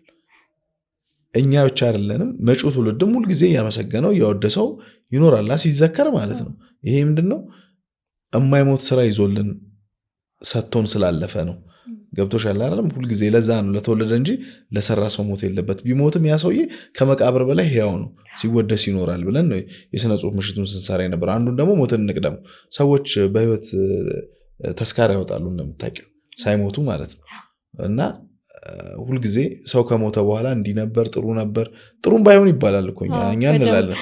መቃብሩ ላይ ወይም አስከሬን ሲሸኝ የቀብሩለት የህይወት ታሪኩ ሲነበብ ጥሩ ሰው ባይሆንም ጥሩ ነበር ይባላል። ያው እንግዲህ ሞትን ወቃሽ ላለማድረግ ማለት ነው። ስለዚህ ለምን ሰው ግን በህይወት በቁሙ አይወደስም ለሰራው ስራ? ሲሞቱ ብቻ ለምንድን ነው የምናስታውሳቸው ብለን ሞትን እንቅደመው ብለን ደግሞ የተለያዩ የኪነ ጥበብ ሰዎችን እየጋበዝን ስራዎቻቸውን ከህብረተሰቡ የማስተዋወቅ ስራ ብዙ ጊዜ እኛ ሀገር እንደምታውቂው የቴሌቪዥን ፕሮግራሞች አርት ላይ ኪነ ጥበብ ላይ ያዘነብላሉ። እንዴ አንዳንድ ጊዜ እንደውም ከኪነ ጥበብ ውጪ ስራ የለም እንዴ ይባላል። መምህሩ አለ፣ ሐኪሙ አለ፣ ወታደሩ አለ፣ ሌላ ሙያ መስክ ላይ ያለ ያው ሰው ኢንተርቴይንመንት ስለሚፈልግና ፕላስ ደግሞ የኪነ ጥበብ ባለሙያውን ስለሚያውቀው ሁልጊዜ የሚታወቅ ነገር ስለሚፈልግ ነው። ግን በብዙ ሙያ መስክ ያሉ ጀግኖች ኢትዮጵያውያኖች አሉ። እነሱንም ማወደስ መስራትም ይኖርብናል ብዬ አስባለሁ። ሳምንት እንግዳውን ባሬስታ ነበር። በጣም ደስ ይላል። ከተለመደው ውጪ መሆን መቻል አለበት ብዬ አስባለሁ። እና እንደኛ ድርጅት እንግዲህ ከኪነ ጥበብ ባሻገር ከሚዲያ ባሻገር ደግሞ በጣም የአፍሪካውያን ኩራት የሆነውን በተለይ ደግሞ እንግዲህ ለፓን አፍሪካ ጽንሰ ሐሳብ የሆነውን አድዋንም ባለፉት 9 ዓመታት በላይ ሰርተናል። አድዋ እንግዲህ እኔም አንቺም እዚህ ቦታ ቁጭ ብለን እንድናገር እንኳን ያደረጉን አንገቶቻችንን ቀና አድርገን ደረቶቻችንን ነፍተን ለመሄድ ትናንት በዱር በገደሉ የተዋደቁ አባት እናት አርበኞቻቸው ደማቸውን አፍስሰው አጥንቶቻቸውን ከስክሰው ለማንነታችን አብቅተውናልና ስራውን ወደነው ፈልገ ነው የምንሰራው። ዝክረ አድዋ ኢትዮጵያዊነት እያልን በኢትዮጵያ ብሔራዊ ቲያትር በኢንተርኮንቲኔንታል ዘንድሮ ደግሞ በአድዋ ሙዚየም በርካታ እንግዳ በተገኘበት ሰርተናል። ይህንንም ያደረግንበት ትልቁ ዋነኛ ምክንያታችን እንግዲህ አድዋ እንደምናውቀው ትናንት ላይ የተከፈለው ዋጋ ቀላል አልነበረም እና ኢትዮጵያ ብቻ ሳይሆን መላው ዓለምን እንዲሁም ደግሞ በተለይ ጥቁር አፍሪካውያን ያነቃነቀ ለፓን አፍሪካ ጽንሰ ሐሳብ የሆነ ለዛሬ መሰረታችን ስለሆነ አድዋን እየዘከርን እያስታወስን በካርኒቫል በፌስቲቫል አይነት ታይፕ እንዲኖረው እያደረግን ባለፉት ዓመታት በኪነ ጥበብ በስነ ጽሁፍ ስራዎች በተለይ የአደባባይ ትርኢቶችም እያደረግነው እያሳደግነው አባት አርበኞች እናት አርበኞች በጽፈት ቤታቸው ተነስተው በሰረገላ በሊሙዚን ታጅበው ወደ አድዋ የሚከበርበት ቦታ ላይ መጥተው ሽለላ ፉከራ የሚያቀርቡበት መወዳደስ መከባበር መቻል አለብን። ትናንት የነበሩ አባቶች እናቶቻችንን ማክበር ከቻለን ደግሞ መጪው ትውልድ እነዚህን ታሪኮቹን እያወቀ እየመረመረ ኢትዮጵያዊነቱን የሚያሰርጽበት አፍሪካዊነቱን የሚያሰርጽበት ሁኔታ ይኖራል ብለን እንደነዚህ አይነትን ፕሮግራሞች ምንም ገንዘብ ሳናገኝባቸው ከሌላ ገንዘብ የምናገኝበት ወደዚህ ምድብንም የምንሰራበት በየዓመቱ እንደ አይነት የኪነ ጥበብ ስራዎችንም ፌስቲቫሎችንም የምናወድስበት ፕሮግራሞች አሉ። አዎ የአድዋው ላይ 1-2 ይመስለኛል ብሔራዊ መጥቻለሁ። አሪፍ ፕሮግራም ነበረ። ሰው ቅድም የኔ ኳሊቲ የምትለው ምንድነው ብዬ አንዱን ጠይቄ ነበር። የኔ ኳሊቲ ምንድነው መሰለሽ? አልችልም አይደለም፣ ስራን አልንቅም፣ በቻልኩት መጠን እሰራለሁ። ቅድም ደግሞ እንዳልኩሽ ጥረት ካለ ስኬትን በእጅ መዳፍ መጨበጥ ይቻላል ብዬ አስባለሁ። እና ብዙ ወጣቶች አሉ እዚህ ሙያ ውስጥ መግባት የሚፈልጉ በተለይ ሚዲያውን የሚወዱ ሚዲያውን ፈልገው መስራት የሚፈልጉ ሰዎች አሉ። እነዛ ሰዎች ደግሞ ጥረት ካላቸው እዚህ ደረጃ መድረስ ይችላሉ ብዬ አስባለሁ። ዋናው ነገር ፍላጎትሽን ከጥረት ጋር ከትምህርት ጋር ካሳገሹ ደግሞ የበለጠ ደረጃ መድረስ ይቻላል። በየትኛውም መስክ ሙያ ውስጥ ፍላጎት ካለ መሆን ይቻላል ብዬ አስባለሁ። ለዛ ነገር ግን ለመሰጠት ዝግጁ መሆን ያስፈልጋል። ስለዚህ በዚህ 15 ዓመት የጋዜጠኝነት ህይወት ውስጥ አብርሃም ግዛው ኢንተርቴይንመንት ከየት ወዴት እየመጣ ሄደ? እድገቱን ንገረኝ እስቲ። እና ምን ስራዎችን ነው የምትሰሩት? አሁን ላይ የሆነ ሰው ከአብርሃም ግዛው ጋር ልስራ ቢል አንተ ጋር መጥቶ የሚያገኛቸው አገልግሎቶች ነው ንገረኝ። ብዙ ናቸው። እኛ ጋር አሁን ለምሳሌ አብርሃም ግዛው ኢንተርቴይንመንት ላይ እኔ ከበፊት ጀምሮ ነው እንደውም አንዳንዶች እንዲህ ትዝ አለኝ ደፋር ነው ይሉኛል። ለምን ስል መጽሔት ሊወጣ ነበር ሱፍ አድርጌ እንደዚህ ማለት ነው። የኪነ ጥበብ ፕሮግራሞችን ኦርጋናይዝ እናደርጋለን፣ መድረክ እንመራለን፣ ሚዲያ እንጋብዛለን፣ የመንግስት ባለስልጣናትን እንጠራለን ምናምን ይላልና ደፋር ነህ አንተ የመንግስት ባለስልጣናትን እንጠራለሁ ብለህ እንዴት መጽሔት ላይ ትወጣለህ? ከፕሮግራሙ ጋር ሪሌትድ ከሆነ ምን ችግር አለው? ለምሳሌ ፊልም ምርቃት ከሆነ የባህልና ስፖርት ሚኒስትር አሁን እንግዲህ ያሉትን መጥራት ማለት ነው። ምክንያቱም ሪሌትድ ለሆነው ፕሮግራም ሪሌትድ የሆኑ የመንግስት አካላቶችን መጋበዝ ግዴታቸውም ነው። መገኘትም አፕሪሼትም ማድረግ አለባቸው ብዬ አስባለሁ። እና በአንድ ሀገር ውስጥ ባህል፣ ቋንቋ፣ ታሪክ እንዲያድግ ደግሞ ትልቅ አስተዋጽኦም ይፈጥራል ብዬም ስለማስብ ማለት ነው። እና እንደነገርኩሽ እንግዲህ በአብርሃም ግዛው ኢንተርቴይንመንት ውስጥ በርካታ ስራዎችን እንሰራለን። የቲቪና የሬዲዮ ፕሮዳክሽኖች እንሰራለን። ኤቨንት የማማከር ኦርጋናይዝ የማድረግ ማስተር ኦፍ ሴሬሞኒ ወይም መድረክ መምራቱን ጨምሮ በርከት ያሉ ፕሮግራሞችን በተለይ አሁን ደግሞ ፓሽን ተደርጎ በተለይ ደግሞ በእኛ ድርጅት ብዙዎች ኃላፊነት እየወሰዱ እኛ ጋር ሊሰሩ የሚመጡት የፕሬስ ኮንፈረንስ ወይም ፕሬስ ሪሊዝ ጉዳዮችንም እንሰራለን። እና እኛ ጋር ብዙ ነገሮች ጠቅላላ ስናደርገው ኤቨንት ኦርጋናይዘር የማድረግ ነገር ሆቴል ምርቃት ሊሆን ይችላል፣ መጽሐፍ፣ ፊልም፣ የተለያዩ ዝግጅቶች ፕሮግራሞችን ኦርጋናይዝድ የማድረግ እና የማማከር አገልግሎቶችን እየሰራን ያለነው። ቀድሜ እኮ ባገኘህ በቃ ፖድካስት ልጀምር ነው ብዬ ጋዜጣዊ መግለጫ አዘጋጅ ነበር። ምን ችግር አለ? አሁንም እኮ መሆን ይችላል። የበለጠ ፕሮሞት ይደረጋል። ምንም ችግር የለም። እውነት ነው። እንደምትመለከቱት አብዛኛው ተመልካች ሰብስክራይብ ሳያደርግ ነው የሚያየው። ለእናንተ እኮ እጅግ በጣም ቀላል ነው። ለእኔ ግን ጥሩ ፕሮግራሞችን እንድሰራ እንዳሰናዳ የሚያግዘኝ ነገር ነውና ሰብስክራይብ በማድረግ ቤተሰብ እንሆን። እንዲሁም ደግሞ ሁሉም ቪዲዮዎች ስለቅ ወደ እናንተ እንዲደርሳችሁ የደወል ምልክቷን መጫኑን አይርሱ። ስለምትመለከቱን በጣም እናመሰግናለን። መልካም ቆይታ። ስኬትን እንዴት ነው የምትገልጸው አንተ? እኔ እንግዲህ ትናንት ከነበርኩበት ዛሬ የተሻለ ነገር ላይ ነኝ ብዬ ነው የማስበው። ስኬት ማለት በገንዘብ ብቻ አይደለም። በገንዘብ ምንሄድ ጥሩ ነው፣ እግዚአብሔር ይመስገን። ዘራፊ እንዳታመጭብኝ። ገንዘብ ሳይሆን ትልቁ ነገር የሰው ልጅ ስኬታማ የሚሆነው በዕለት ተዕለት ህይወት ውስጥ ምንድነው እየሰራው የነበረው፣ ትናንት የት ጋር ነበርኩ፣ ዛሬ ምን ጋር ያለሁት የሚለውን ነገር ራሱን መፈተሽ አለበት ብዬ አስባለሁ። እና ትናንት ላይ ብዙ ቻሌንጆችን አልፈን ነገሮች አልጋ ባልጋ ባይሆኑ ዛሬ ለደረስንበት ማንነት ደርሰናል። ቅድም ስልሽ እንደነበረው ወደ ስራ እንሄድ ነበር፣ ስራ ወደኛ መምጣት ጀምሯል። ይሄ አንዱ ለእኔ ትልቅ ስኬት ነው ብዬ ነው የማስበው። ሁለተኛ ደግሞ ከሚከፈልሽ በላይ ስራ ውጤታማ ሆኖ ሰዎች ደስታን ሲያገኙ ያ ክፍያ ደሞዝ ነው ለእኛም ብለን ነው የምናስበው። እነዚህ ነገሮች የተሳክተው የተሻለ ነገር እየሰራን ነው። በቀጣይ ብዙ እቅዶች፣ ሀሳቦች አሉ። የራሴን የሬዲዮ ጣቢያ መክፈት ህልም አለኝ፣ እቅድ አለኝ። ይህንን አሁን የምሰራቸውን ስራዎች ሬዲዮ ይሆናል ትመጫለሽ። ምክንያቱም ደስ ብሎኝ ነው የምሰራው ስራ። የሬዲዮ ስራ ውስጤ ወዶት ፓሽኑ ከድሮም ጀምሮ ፍላጎቱ ስሜቱ ስለነበረኝ እና በዚህ ብቻ አይደለም ቆሞ አሁን እንሰራቸውን ስራ ወደ ኢንተርናሽናል አሳድገን ትልልቅ ዓለም አቀፍ የሆኑ ኢቨንቶችን ኦርጋናይዝ ወደ ማድረግ የመግባቱ ፍላጎቱ ስሜቱ አለን እና ይሄ ደግሞ እንደሚሳካም ባለሙሉ ተስፋ ነው። የውጭዎቹን ካየንማ ከባድ ነው። አሁን ዩቲዩብ ላይ ሚስተር ቢስትን ካየኸው ለአንድ ፕሮግራም ስንት በጀት እንደሚበጀት 4 ሰዓት 5 ሰዓት ተቀርጾ የሆነች 10 ደቂቃ እንደሚለቅ ሌላው ፉቴጅ አያስጨንቀውም። ገብቷላ።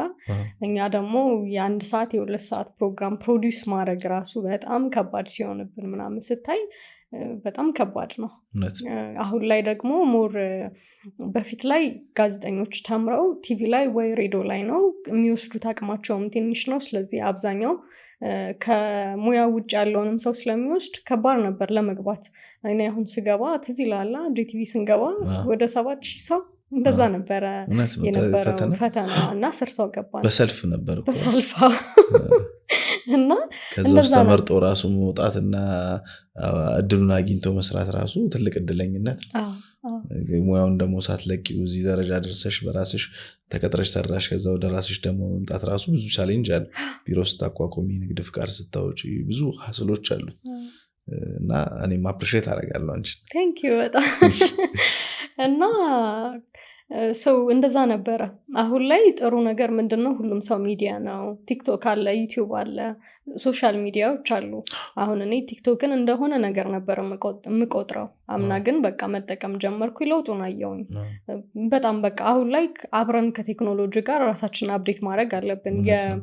በሚዲያ ዙሪያ ውስጥ ያለን ህጉን በጣም ለመጠበቅ ስለምንጥር ከሶሻል ሚዲያው ጋር አብሮ ለመሄድ ይከብደናል። ያስተዋልኩት ነገር ማለት ነው። ትንሽ ወደኋላ እንላለን።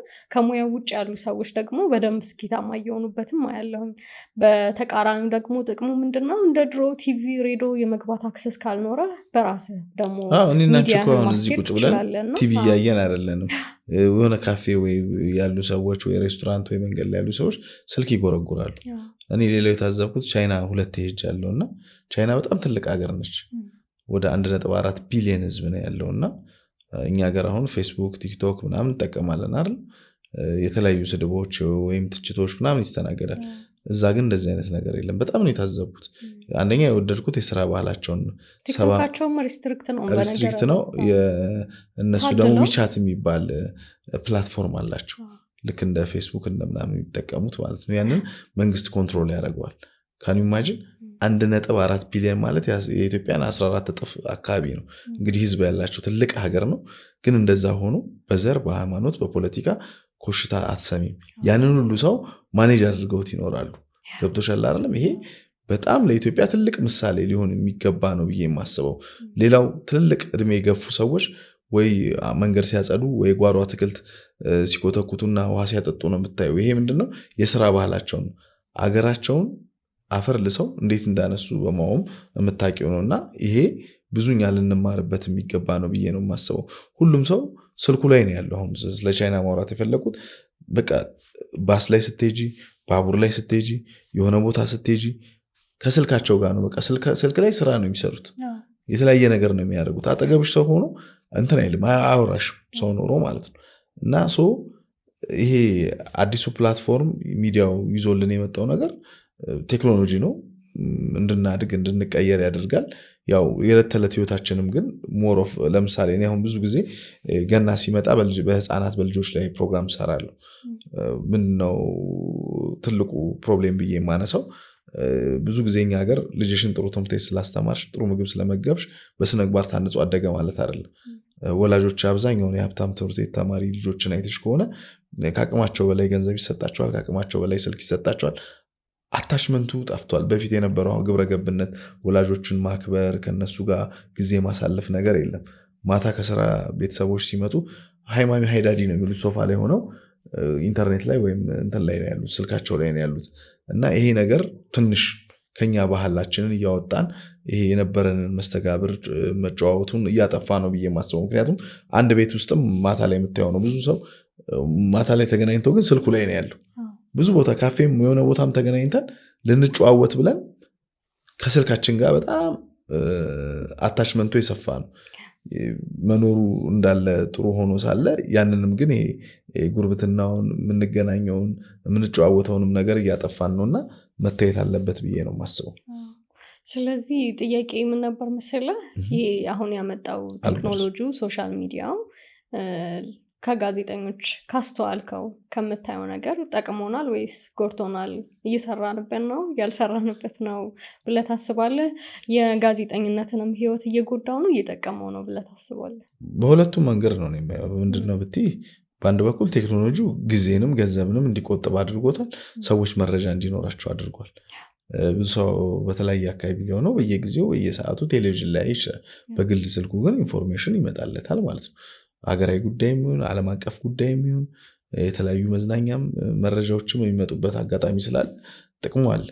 ጥቅሙ እንዳለ ሆኖ ደግሞ ይሄ ጋዜጠኛው ራሱ ፈልጎ ቻሌንጅ ፈጥሮ የሚሰራውንም ስራ ደግሞ ያጠፋበት ሁኔታዎችም አሉ።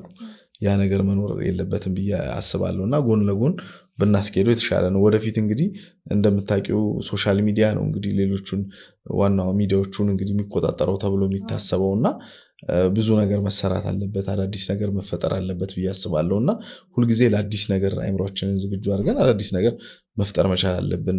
እንዳልሽው አልጎሪዝሙ ሶሻል ሚዲያው ለማነቃቃት ትልቅ እድል ፈጥሯል ብዬ አስባለሁ። ቲክቶክ አሁን ብዙ ተመልካች አለው። አጫጭር ቫይራል ቪዲዮዎች በሚሊየን የሚቆጠር ሰው ያይልሻል። ይሄ ትልቅ አድቫንቴጅ ነው። ሰውም አዳዲስ ነገር ክሬት እንዲያደርግም ያደርገዋልና ሚዲያውም ተወዳዳሪ መሆን መቻል አለበት በዛው ልክ ብዬ ነው የማስበው። ምክንያቱም እዚህ ጋር እየተፈጠረ ትንሽ ቀረት ያለ ይመስለኛል። ሚዲያው ምንም ጥያቄ የለውም።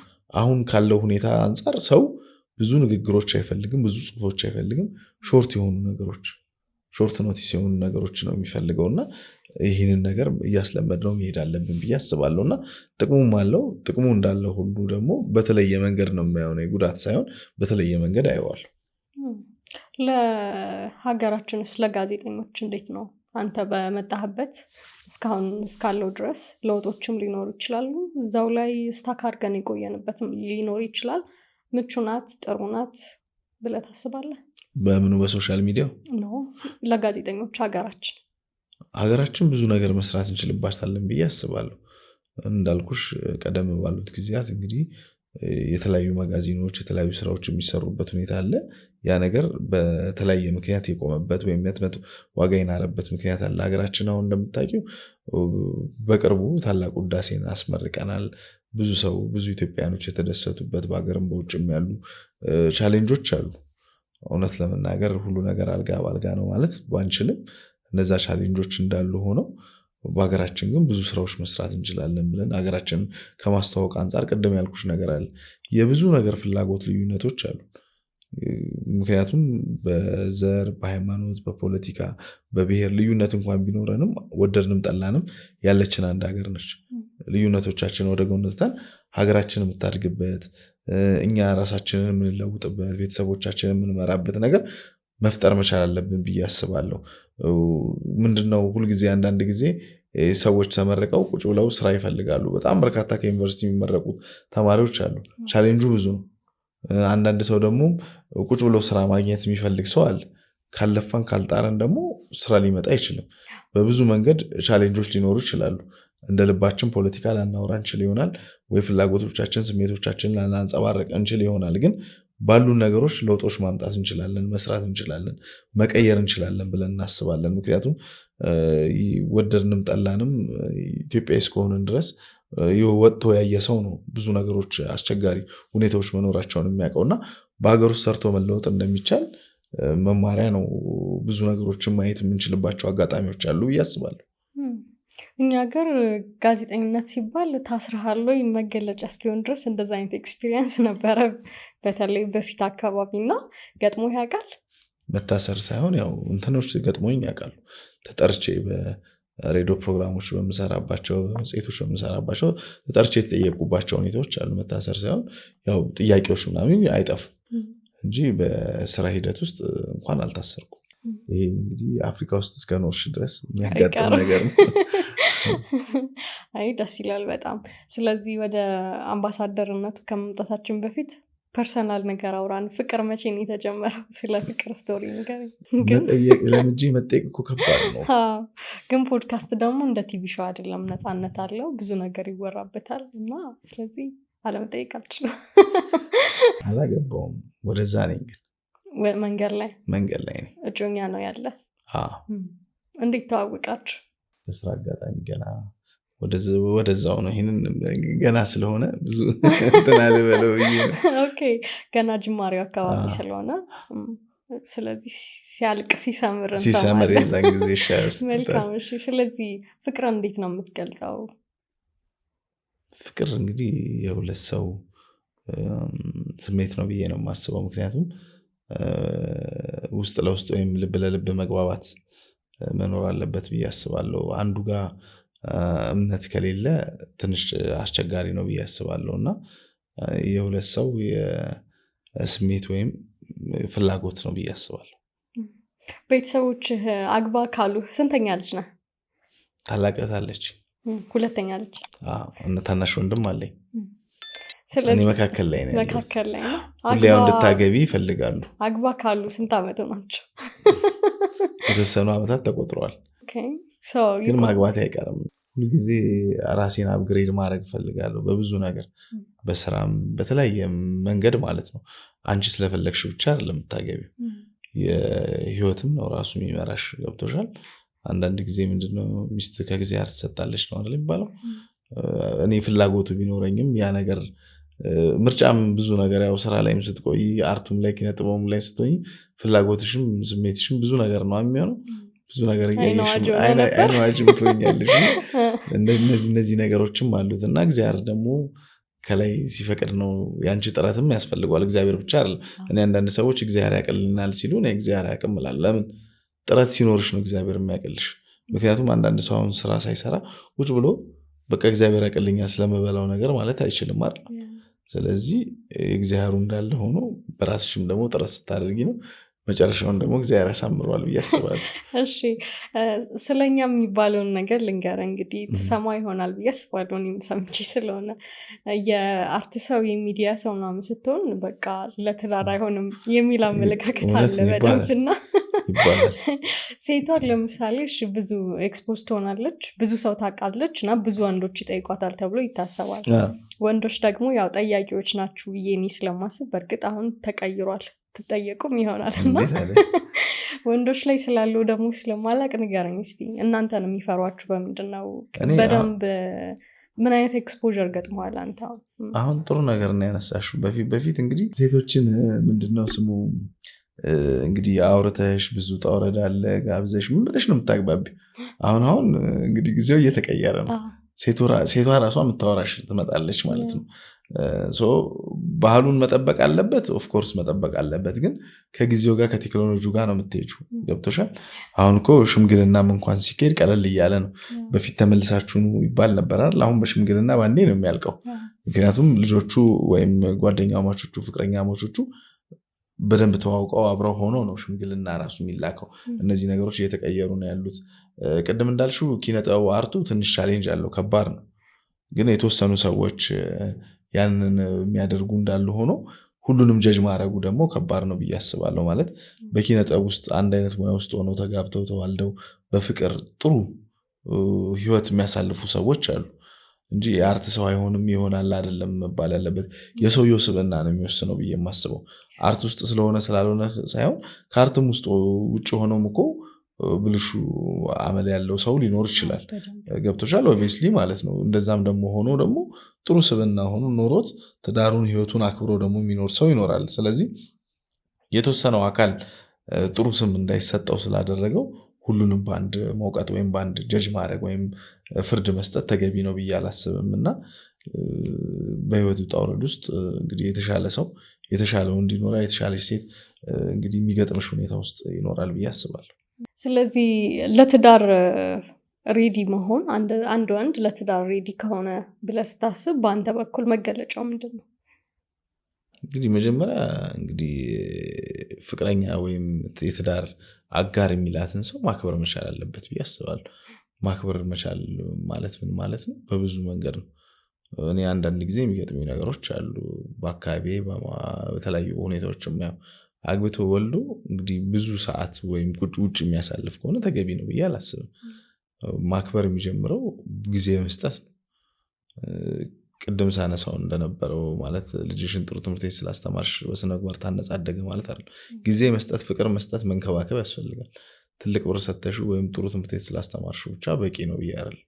ምን ተምሮ እንደመጣ ምን የዕለት ተዕለት ሆምወርክ የሰራውን ነገር ማየት ያስፈልጋል ብዬ አስባለሁ እንጂ አጥና ብለሽው አንቺ ቴሌቪዥን ከስራ ደክሞሽ መጥቶሽ ድራይቭ እያረግሽ ከዛ ቴሌቪዥን ማየት አይደለም። የተማረውን ነገር አገላብጦ ማየት ያስፈልጋል። ስለዚህ ትዳር ህይወት ውስጥም የምትወጃትን ሰው ነው የምታገቢው ወይ የምትወጁን ሰው ነው የምታገቢው እና በዛ ህይወት ውስጥ መከባበሩ እንዳለ ሆኖ ጊዜ መስጠት፣ እውነተኛ ስሜትሽን ማንጸባረቅና ማሳየት ያስፈልጋል።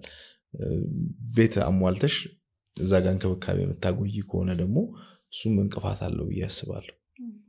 ስለዚህ በዚህ ሙያ ውስጥ ያሉ ከባድ ቻሌንጆችን እያወራን መጣንና ደግሞ ደስ የሚልም ነገር አለው። ደስ የሚል ስለሆነም ነው ደግሞ እሱ ሲሆንብን፣ በተለይ ደግሞ ይሄ ሲወራ እንዲሁ ዝም ብሎ ሳክስ ይመስላል እንጂ በዚህ ሙያ ትልቁ ሀብት እውነትም ለመናገር ሰዎች ናቸው። በቃ ይሄ በደንብ በቃ ህይወት ውስጥ ዋጋ ከከፈልክላቸው ብዙ ካረክላቸው ምናምን ሰዎች በላይ በህይወት ውስጥ በዚህ ሙያ ድንገት አውቃቸው በጣም በጣም ሰፖርቲቭ በጣም ጥሩ ወዳጅ የሚሆኑ ብዙ ሰዎች ያገናኛል እና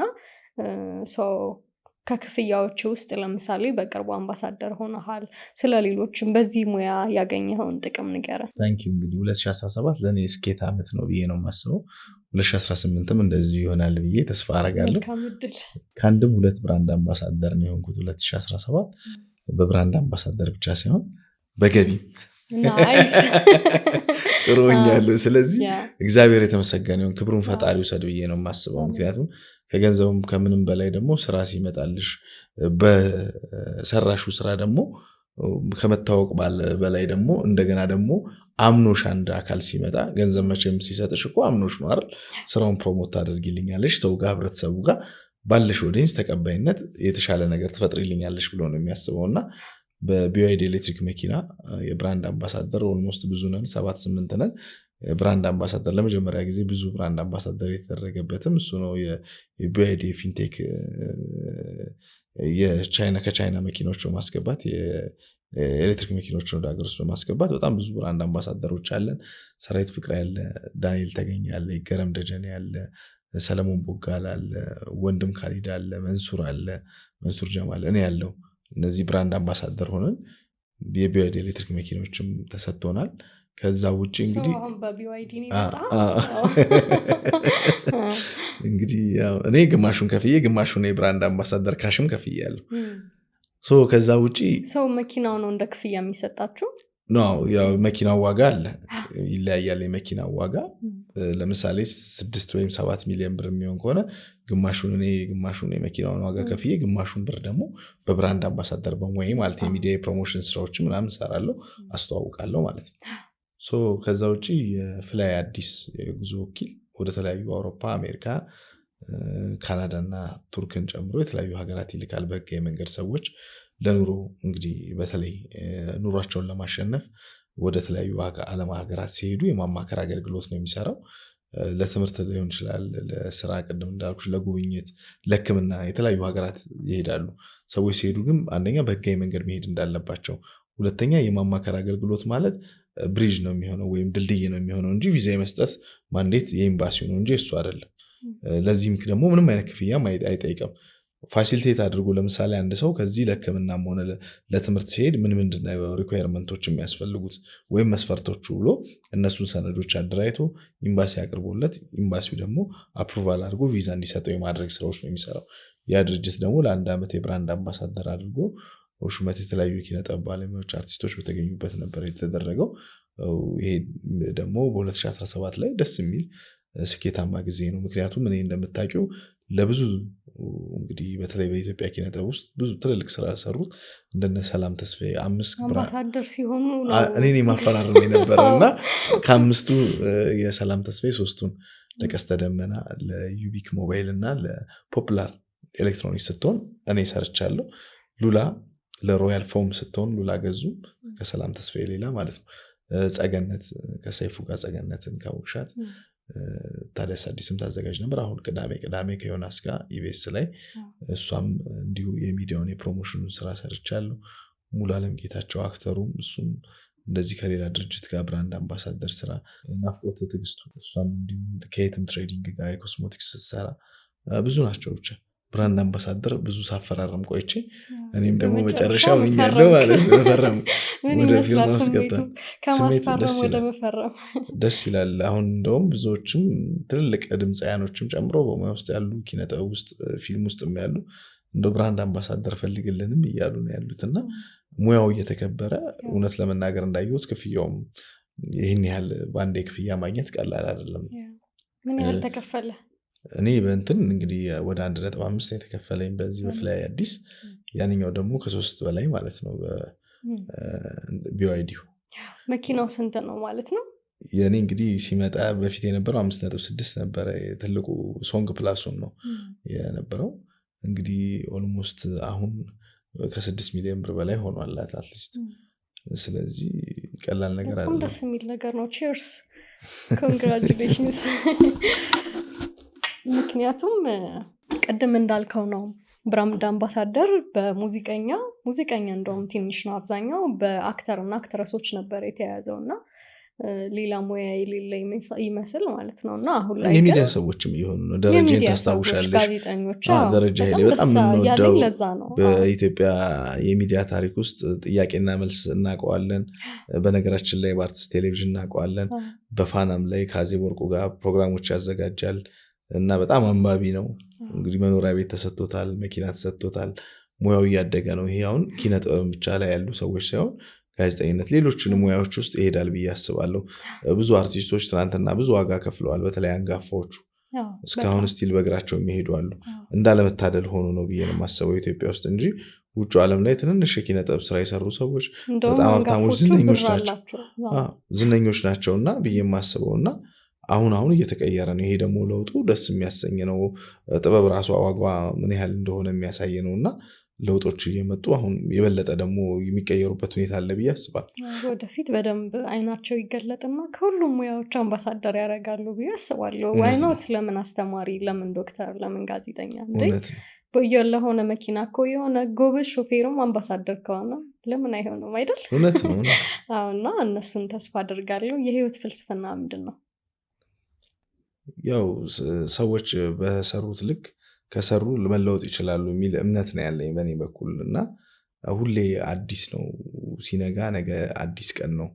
ስለዚህ አዲስ ነገር መፍጠር አለብን ብዬ አስባለሁ። ህይወት ሩጫ ናት። ሰው ጥቅመኛ ነው፣ ህይወት አባሮሽ ናት። ብዙዎቻችን ብዙ ነው ፍላጎቶቻችን። ከእያንዳንዷን ሰዓት ግን ከተጠቀምንባት ለውጥ ማምጣት እንደምንችል ነው ማስበው እና እኔ ሁልጊዜ አልቆም። አሁንም ያለሁበት ነገር ለእኔ በቂ ነው ብዬ አላስብም። የበለጠ መስራትን አስባለሁ እና ፍልስፍናዬ ከስራ ጋር ነው። ደስ ይላል በጣም። ባለፈው እንዳልኩ የጋበዝኩት ባሪስታዬ ተዝናንተህ ታውቃለህ ስለው እኔ ተዝናንቼ አላውቅም፣ በደንብ ጠንክሬ እየሰራሁ ነው፣ ወደፊት ነው ምዝናናው እያለኝ ነበር። በነገራችን ላይ በዚህ ዓመት አዲስ ኮፊ ሾፕ ወይም ኮፊ ሃውስ ለመክፈት ለማደራጀት ስለ ቡና ቢዝነስ ማወቅ የምትፈልጉ ከሆነ ዩቲዩብ ላይ አለ ቪዲዮ መመልከት ትችላላችሁ። ስለዚህ አንተ የምትዝናናው ምንድን ነው? እኔ አሁን ሰነፍ ሆንኩ እንጂ መጽሐፍ በጣም አነብ ነበር። ከከተማ መውጣት ደስ ይለኛል። ሙቪ ቲያትሮች ምናምን መመልከት፣ በተለይ ቲያትር እወዳለሁ። ለምን ላይቭ የአርቲስቱን ፐርፎርማንስ ስለምለካበት እኛ ሀገር ሆነ እንጂ አሁን ውጭ ላይ የመጡ ሰዎች ቲያትር ነው በጣም የሚደነቀው። ለምን ያንድን አክተር ወይም ያንድን አርቲስት ብቃት የምትለኪውም ፌሻል ኤክስፕሬሽኑ፣ መድረክ ባላንሲንጉ፣ ድንገት የተወናው ያ ነገሮች ደስ ስለሚሉ ብቃቱ ነው የምትለኪበት ስለሆነ ቲያትሮች ያለው ባሉኝ ጊዜያቶች ማለት ነው። አሁን ድሮ መጽሐፍ በጣም አነብ ነበር። አሁን ሰነፍ ያለው ያው ስራውም ስለሚደራል ቴክኖሎጂም ተመሳሳይ ነው። እንደ ጋዜጠኞች የሚያዝናና ነገር አንቺም እንደዛ ነሽ? ያው ራሱን ነው የነገርከኝ። ቲያትር አሁን በጣም ነው የምወደው እና ጓደኞቼም ጋር ገባለሁ ብቻዬንም። ዛሬ የሆነ ሰራ አረግና ዛሬ ሀኒን ላቅብጣት ብዬ ብቻዬን ብሔራዊ ቲያትር ሄጄ። ሰው ደግሞ ከሰራ መዝናናት አለበት ብዬ አስባለሁ። ሪላክስ ምቹ ነው ደግሞ አሁን ሙቪ በአብዛኛው ካፕል ምንም ሆኖ ስለሚሄዱ ብቻ ለመግባት ያሳቀቃል። ቲያትር ግን በጣም ደስ ይላል። ሴቶች ነው እኮ የምትበዙት እኮ ቲያትር ቤትና ፊልም ቤት። አይ ፊልም ላይ እንኳን ካፕል ይበዛል እና ብቻ ነው ወንዱ የሚመጣው ታዲያ ለሴቷ ብሎ ነው ታዲያ ምን ካልገባም ብላ አስጨንቀው ነው። ቲያትር ላይ ግን በደንብ ቲያትር የሚወዱ ሰዎች ናቸው ነው ነገር የሚገቡት። ሴቶችም አሉ። ከዛ ደግሞ ይሄ የሆነ ሰውም እንደ ፊልሙ ላይ አሁን ይኖራል። ቲያትሩ ላይ ግን ምቹ ነው። በቃ ብቻዬን ልሆን ካልክም ማንም ሳያናግር የሆነ አንዴ እንደውም የሆነ መደዳ ብቻዬን ቁጭ ብዬ የት ብሔራዊ ቲያትር ነው ገቢ? ብሔራዊ ይገባለሁ እና ቲያትር በጣም ደስ ይላል። ላይቭ ባንድም በደንብ ወዳለው፣ ትራቭል ማድረግ ወዳለው። ስለዚህ ተመሳሳይ ነው። ደስ ይላል። ያ ህይወት ምን አስተማረ? ህይወት ብዙ ነገር አስተምራኛለች። የሆነ ነገር ላይ ስታክ ማድረግ እንደሌለብኝና አዲስ ነገር መፍጠር እንዳለብኝ በተለይ ቻሌንጆች ብዙ ፈተናዎች ጠንካራ እንደሆነ አድርገውኛልና መስራት፣ መለወጥ፣ ራስን መቀየር እንደሚቻል ብዙ ነገር ተምሬበታለሁ። ዛሬ ላለሁበት ማንነቴም አብቅቶኛል ብዬ አስባለሁና ትናንት ነገሮች አልጋ ባልጋ ቢሆኑ ኖሮ ዛሬ ላይ እንደዚህ ልቆም አልችልም ወይም ነገሮች ጥሩ ላይሆኑ ይችላሉ ብዬ አስባለሁና ፈተና ጥሩ ነው። መፈተን ደግሞ የበለጠ ለውጤታማነት ይረዳል ብዬ አስባለሁ። የተሻሉ ነገሮችን ለማድረግ እነዛ ነገሮች ጥሩ ናቸው ብዬ ነው የማስበው። በዕለት ተዕለት ህይወትሽ ውስጥ በጣም ብዙ ከባድ ነገሮች ይገጥሙሻል። አንዳንዴ ችግሮችም ሲመጡ ደግሞ ይደራረባሉ። አንዳንዴ ትርብርብ ሲል ምነው ብለሽ የምታማርሪበትም ቀን ይኖራል እና አሁን ላይ ግን እግዚአብሔርን በጣም ማመስገን እወዳለሁ። ምክንያቱም እኔና አንቺ እዚህ ሰዓት ቁጭ ብለን ባወራንበት ሰዓት ብዙ ሰው ህመም ላይ ያለ ሰው ይኖራል። ህይወቱ እያለፈ ያለ ሰው ይኖራል። በሆነ ነገር ወይ መኪና አደጋ ሊሆን ይችላል እና ሁልጊዜ እግዚአብሔርን ማመስገን እንዳለብኝ አስባለሁ እና ደስ ካሉኝ ነገሮች ፕሮግራማችንን ስንጀምር በጸሎት ነው የጀመርነው እና ከቤቴ ሁሌ ስወጣ ጸልዬ ነው የምወጣው። ሌላው የሚይዛቸው ነገሮች ምን አሉ መሰለሽ? እቅድ ይዛለሁ። ምንድነው እቅድ? ሁልጊዜ ማስታወሻ ደብተሬ ላይ ጽፋለሁ። ላስታውስስ ደውል እንዴ ጽፌያለሁ አልከኝ። ማስታወሻ ደብተር ላይ ጽፋለሁ የሚገርምሽ። እና አንዳንዴ ማታ ላይ ራሱ ጽፋለሁ እና አንዴ ጓደኛዬ ቤት አድሬ ማታ ላይ ሌሊት ላይ ተነስቼ ስጽፍ ምንድነው የምታደርገው አለኝ። አይ ነገ የምሰራውን አንተ እብድ ነህ ማለት ነው አለኝ። ሌሊት ተነስተህ ትጽፋለህ አለኝና ሁልጊዜ ዛሬ ያልጨረስኩትን ስራ የጻፍኳቸውን ማስታወሻ ላይ ለነገ አሳድራቸዋለሁ እና ሁልጊዜ በዕለት ተዕለት ህይወቴ ማስታወሻ ይዛለሁ። ሰው ነኝ እረሳለሁ። ገብቶሻል? ብዙ ነገሮች ጋር እያንዳንዱን ነገር ማስታወሻ ላይ አሁን አንቺ ቀደም ብለሽ ፕሮግራም ስታስይዢ ማስታወሻ ደብተሬ ላይ ጽፌያለሁ። ያ ካልሆነ እንረሳዋለን እና ዕለት ተዕለት ህይወቶቻችን እኔ አሁን በማስታወሻ በፕሮግራም በእቅድ ነው። ጠዋት የት ነው የሚሄደው? የምሰራቸውን ነገሮች ቢሮ ገብቼ የምሰራቸው ነገሮች ካሉ እንደዚህ የማደርጋቸውን ነገሮች እጽፋለሁ። በህይወት በጣም በቃ ድንገተ ፈንጠዝያ ይሆናል የተደሰትክበት እና ያዘንክበት። ሁለቱንም ንገረን። ምክንያቱም ህይወት እንደ መጽሐፍ ናት። የሆነ ምዕራፏ ደስታ፣ የሆነ ምዕራፏ ሀዘን አይደለም። እኔ እንግዲህ ያዘንኩበት እናቴ በህይወት የለችም። አሁን የደረስኩበትን ደረጃ ብታይልኝ ደስ ይለኝ ነበረ።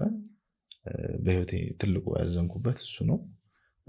እንግዲህ ፈንጠዝያ እና ትልቅ የሆነ ነገር እንግዲህ ብዙም አለ ብዬ አላስብም። ግን ያው ዘንድሮ ዓመት ለኔ በተለይ ያጠናቀቅነው 2017 ስኬታማ ነው ብዬ ነው የማስበው። ምክንያቱም ከአንድም ሁለት ብራንድ አምባሳደር መሆን ብቻ አይደለም፣ ብዙ ስራዎች፣ ብዙ ፕሮጀክቶች ቅድም እንደነገርኩሽ ከትልልቅ ሪል ስቴት ካምፓኒዎች ጋር የስራ ሂደት የተዋልኩበት ጥሩ ዓመትና ጥሩ አፈጻጸም ያሳየሁበት ነው ብዬ ነው ራሴን ስገመግም። ሁልጊዜ ምንድነው እቅዶች አወጣለሁ። 2018 ላይ ያዝኳቸው እቅዶች አሉ። 2017 ላይ ያዝኳቸው እቅዶች ውስጥ ጥሩ ስኬታማ ነው ብዬ ነው የማስበው። ካሰብኩትም በላይ ዓመት ነው ብዬ ነው የማስበው። ግን በዚህ አልቆየም። 2018 ላይ ደግሞ የራሴ የሆኑ ነገሮች እንዲኖሩኝ እፈልጋለሁ እና 2018 ደግሞ ከእግዚአብሔር ጋር ያሳካዋል ብዬ አስባለሁ። ይሳካል። አሜን። ቴንክ ዩ። ቅድም እንግዲህ ጸልዬ ነው የምወጣው እያልከኝ ነበረ እና እግዚአብሔር ለሰው ልጆች ምን ቢሰጣቸው ብለህ ታስባለህ? አንዳንዴ በውሏችን ውስጥ ብዙ ነገሮች እናስተውላለን አይደለ? ጥሩም መጥፎም ነገር። በተለይኛ ኢትዮጵያኖች ልብ ሰጥቶን ፍቅር ቢሰጠን እላለሁ። አሁን ሀገራችን ላይ ያለው 2017 ያሳለፍነው ብዙ ጣውረዶች አሉ። 2018 ላይ ችግር ማንሰማበት፣ በተለይ ደግሞ የእርስ በርስ ግጭት ማንሰማበት ዓመት ቢሆን፣ ሁሉ ነገር ሰላም ቢሆን አሰብሽው አንቺ ወተን መግባት እኮ የምንችልባቸው፣ ሰርተን ነግደን ቤተሰብ እኮ የምንመራባቸው ሰላም ሲሆን እኛ አዲስ አበባ ስለሆነ አይደለም አይደል ክልል ከተሞች ላይ ብዙ ችግሮች አሉ እንደምናውቀው እና ሰላም ቢፈጠርስ ደግሞ አሁን ካለንበት የበለጠ ለውጦች ይኖራሉ ብዬ አስባለሁ እና ጆሮቻችን ደጉን ብቻ የምንሰማበት ደስ የሚል ዓመት 2017 እንግዲህ ስናጠናቀቅ የኢትዮጵያን ብስራት የዳግም አድዋ የተበሰረበት የታላቁ ህዳሴ ሁላችንን ዘር፣ ሃይማኖት፣ ፖለቲካ፣ ብሔር፣ ጎሳ ሳይለይ ሁላችንን አንድ ያደረገን ነው። አድዋን የሚቃወም ካለ ወይም ታላቁ ህዳሴን የሚቃወም ካለ ኢትዮጵያዊ ነው ብዬ አላስብም። ምክንያቱም ፍላጎቶች ብዙ ሊኖሩ ይችላል። እንደ ኢትዮጵያ እንወዳታለን አይደል? ሁላችንም የብዙ ነገሮች አመለካከት ቢኖረንም ዛሬም መንግስት አለ፣ ነገም ይመጣል፣ ከነገ ወዲያም እያለ ይቀጥላል። ትናንትም ነበረ፣ ግን አድዋም እንደዛው እየተከበረ የቀጠለበት ነው።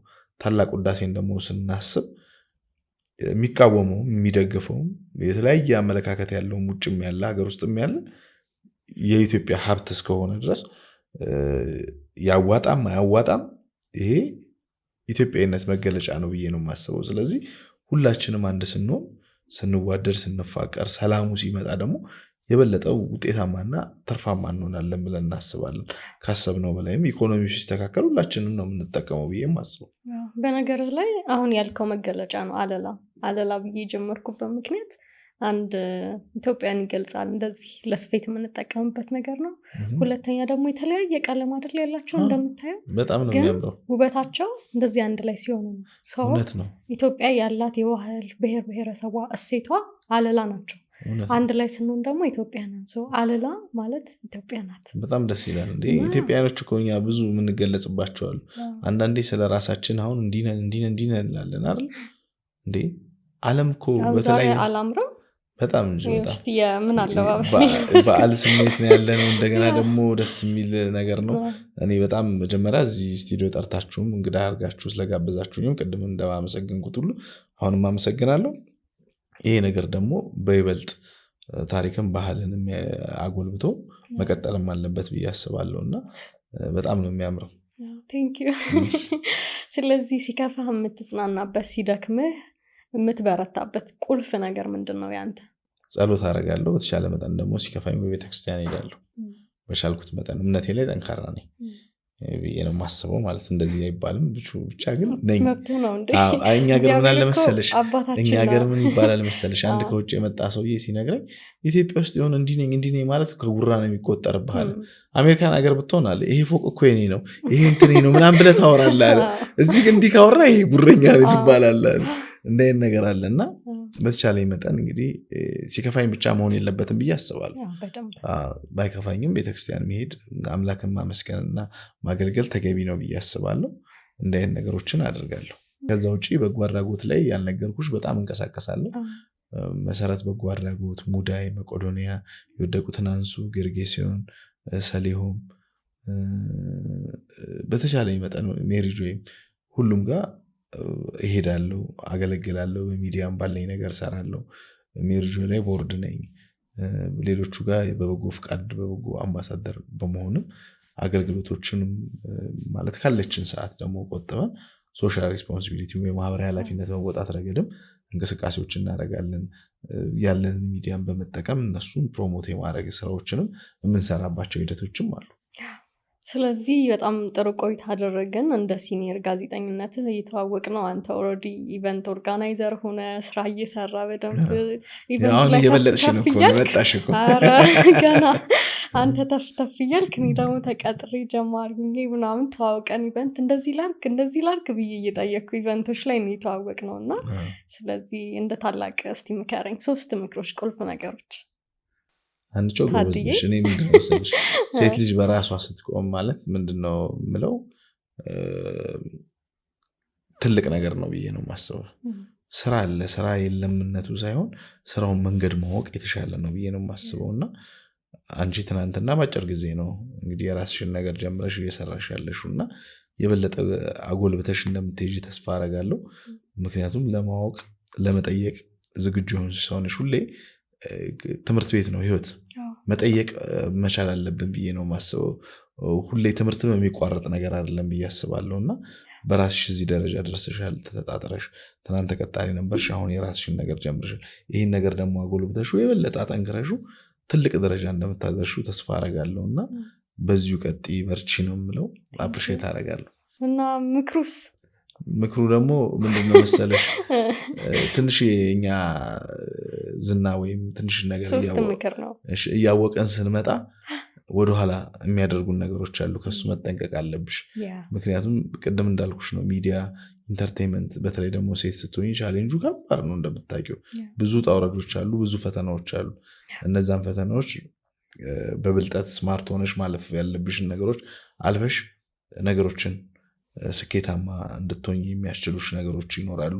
ምክርም መውሰድ ጥሩ ነገር ነው። አሁን ምከረኝ ብለሻል፣ እኔ ራሴ መመከር አለብኝ። እሺ ቴንክ ዩ። አንድ ቤስት ምክር ሁለት እና እነዚህ ነገሮች ማጎልበት መቻል፣ ሁሌ ደግሞ ለአዲስ ነገር ራስሽን ዝግጁ ማድረግ፣ ክሬቲቪቲ መፍጠር መቻል ይኖርብሻል ብዬ አስባለሁ። ምክንያቱም ብዙ ነገሮች እኛ ሀገር የሚሰሩ ነገሮች ዘሴም ተመሳሳይ ነገሮች ናቸው።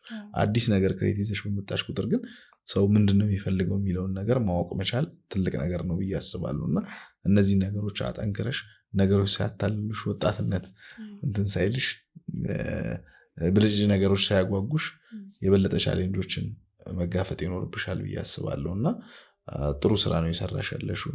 እንዳልኩሽ ቴሌቪዥኖች ላይም ጥሩ ፓርቲሲፔት ታደርጊ ነበር፣ ፕሮግራሞች ሰራ ያለሽ የማያቸው ሁኔታዎች ነበሩ። አሻም ላይ እንዲሁም ከቀደም ሲል ጄቲቪም ላይ እዚህ አሁን ደግሞ የበለጠ አጎልብተሽ አጠንክረሽ በተለይ ደግሞ ኢትዮጵያዊነትሽን፣ ከለርሽን፣ ፍሌቨርሽን ሳትለቂ መምጣትሽ ደግሞ ትልቅ ነገር ነው ብዬ አስባለሁ። እና የበለጠ እግዚአብሔር ደግሞ ሞገስ ሰጥቶሽ የተሻለ ነገር እንደምታሳይን ተስፋ አደርጋለሁ። አሜን። ቴንኪው በጣም አብርሽ።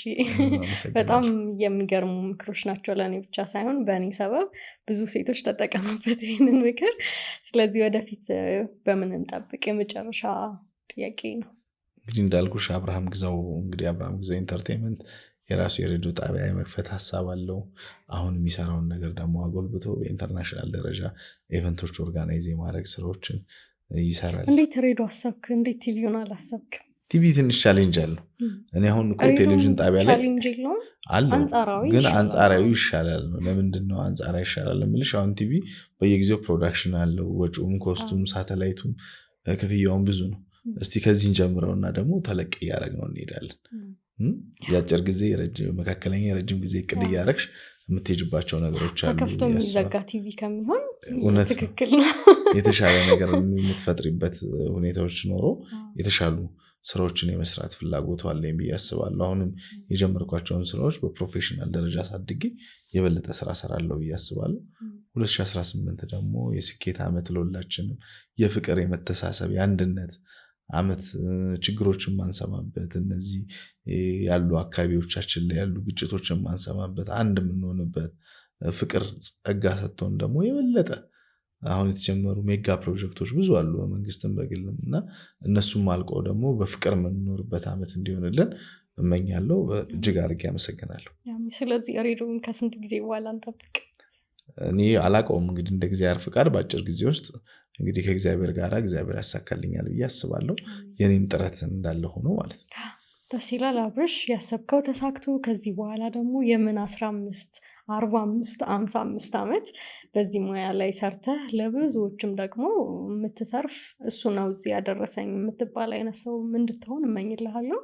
ስለመጣ እንግዳይ ስለሆንክ ተሞክሮን ስላካፈልከኝ በጣም አመሰግናለሁ። እኔም እጅግ አድርጌ አመሰግናለሁ። ክብረት ይስጥልኝ። ተመልካቾቻችን አብራችሁን ስለነበራችሁ ስለተመለከታችሁን እጅግ በጣም እናመሰግናለን። ለዛሬ ከጋዜጠኛና ፕሮሞተር አብርሃም ግዛው ጋር ይህንን የመሰለ ቆይታ አድርገናል። እንደወደዳችሁ ተስፋ አደርጋለሁ። ምን ተማራችሁበት? ያላችሁን ሀሳብ አስተያየት አስቀምጡልን። በፍቅር ነው የማነብላችሁ። እኔ ሀኒ አለላ አብራችሁ ቆይቻለሁ። ለእናንተ እጅግ በጣም ቀላል ነው፣ ለእኔ ግን ጥሩ ስራዎችን ሰራ የሚያግዘኝ የሚያበረታታኝ ነገር ነውና ሰብስክራይብ በማድረግ ቤተሰብ እንድትሆኑ በአክብሮት ጠይቃችኋለሁ። መልካም ሳምንት።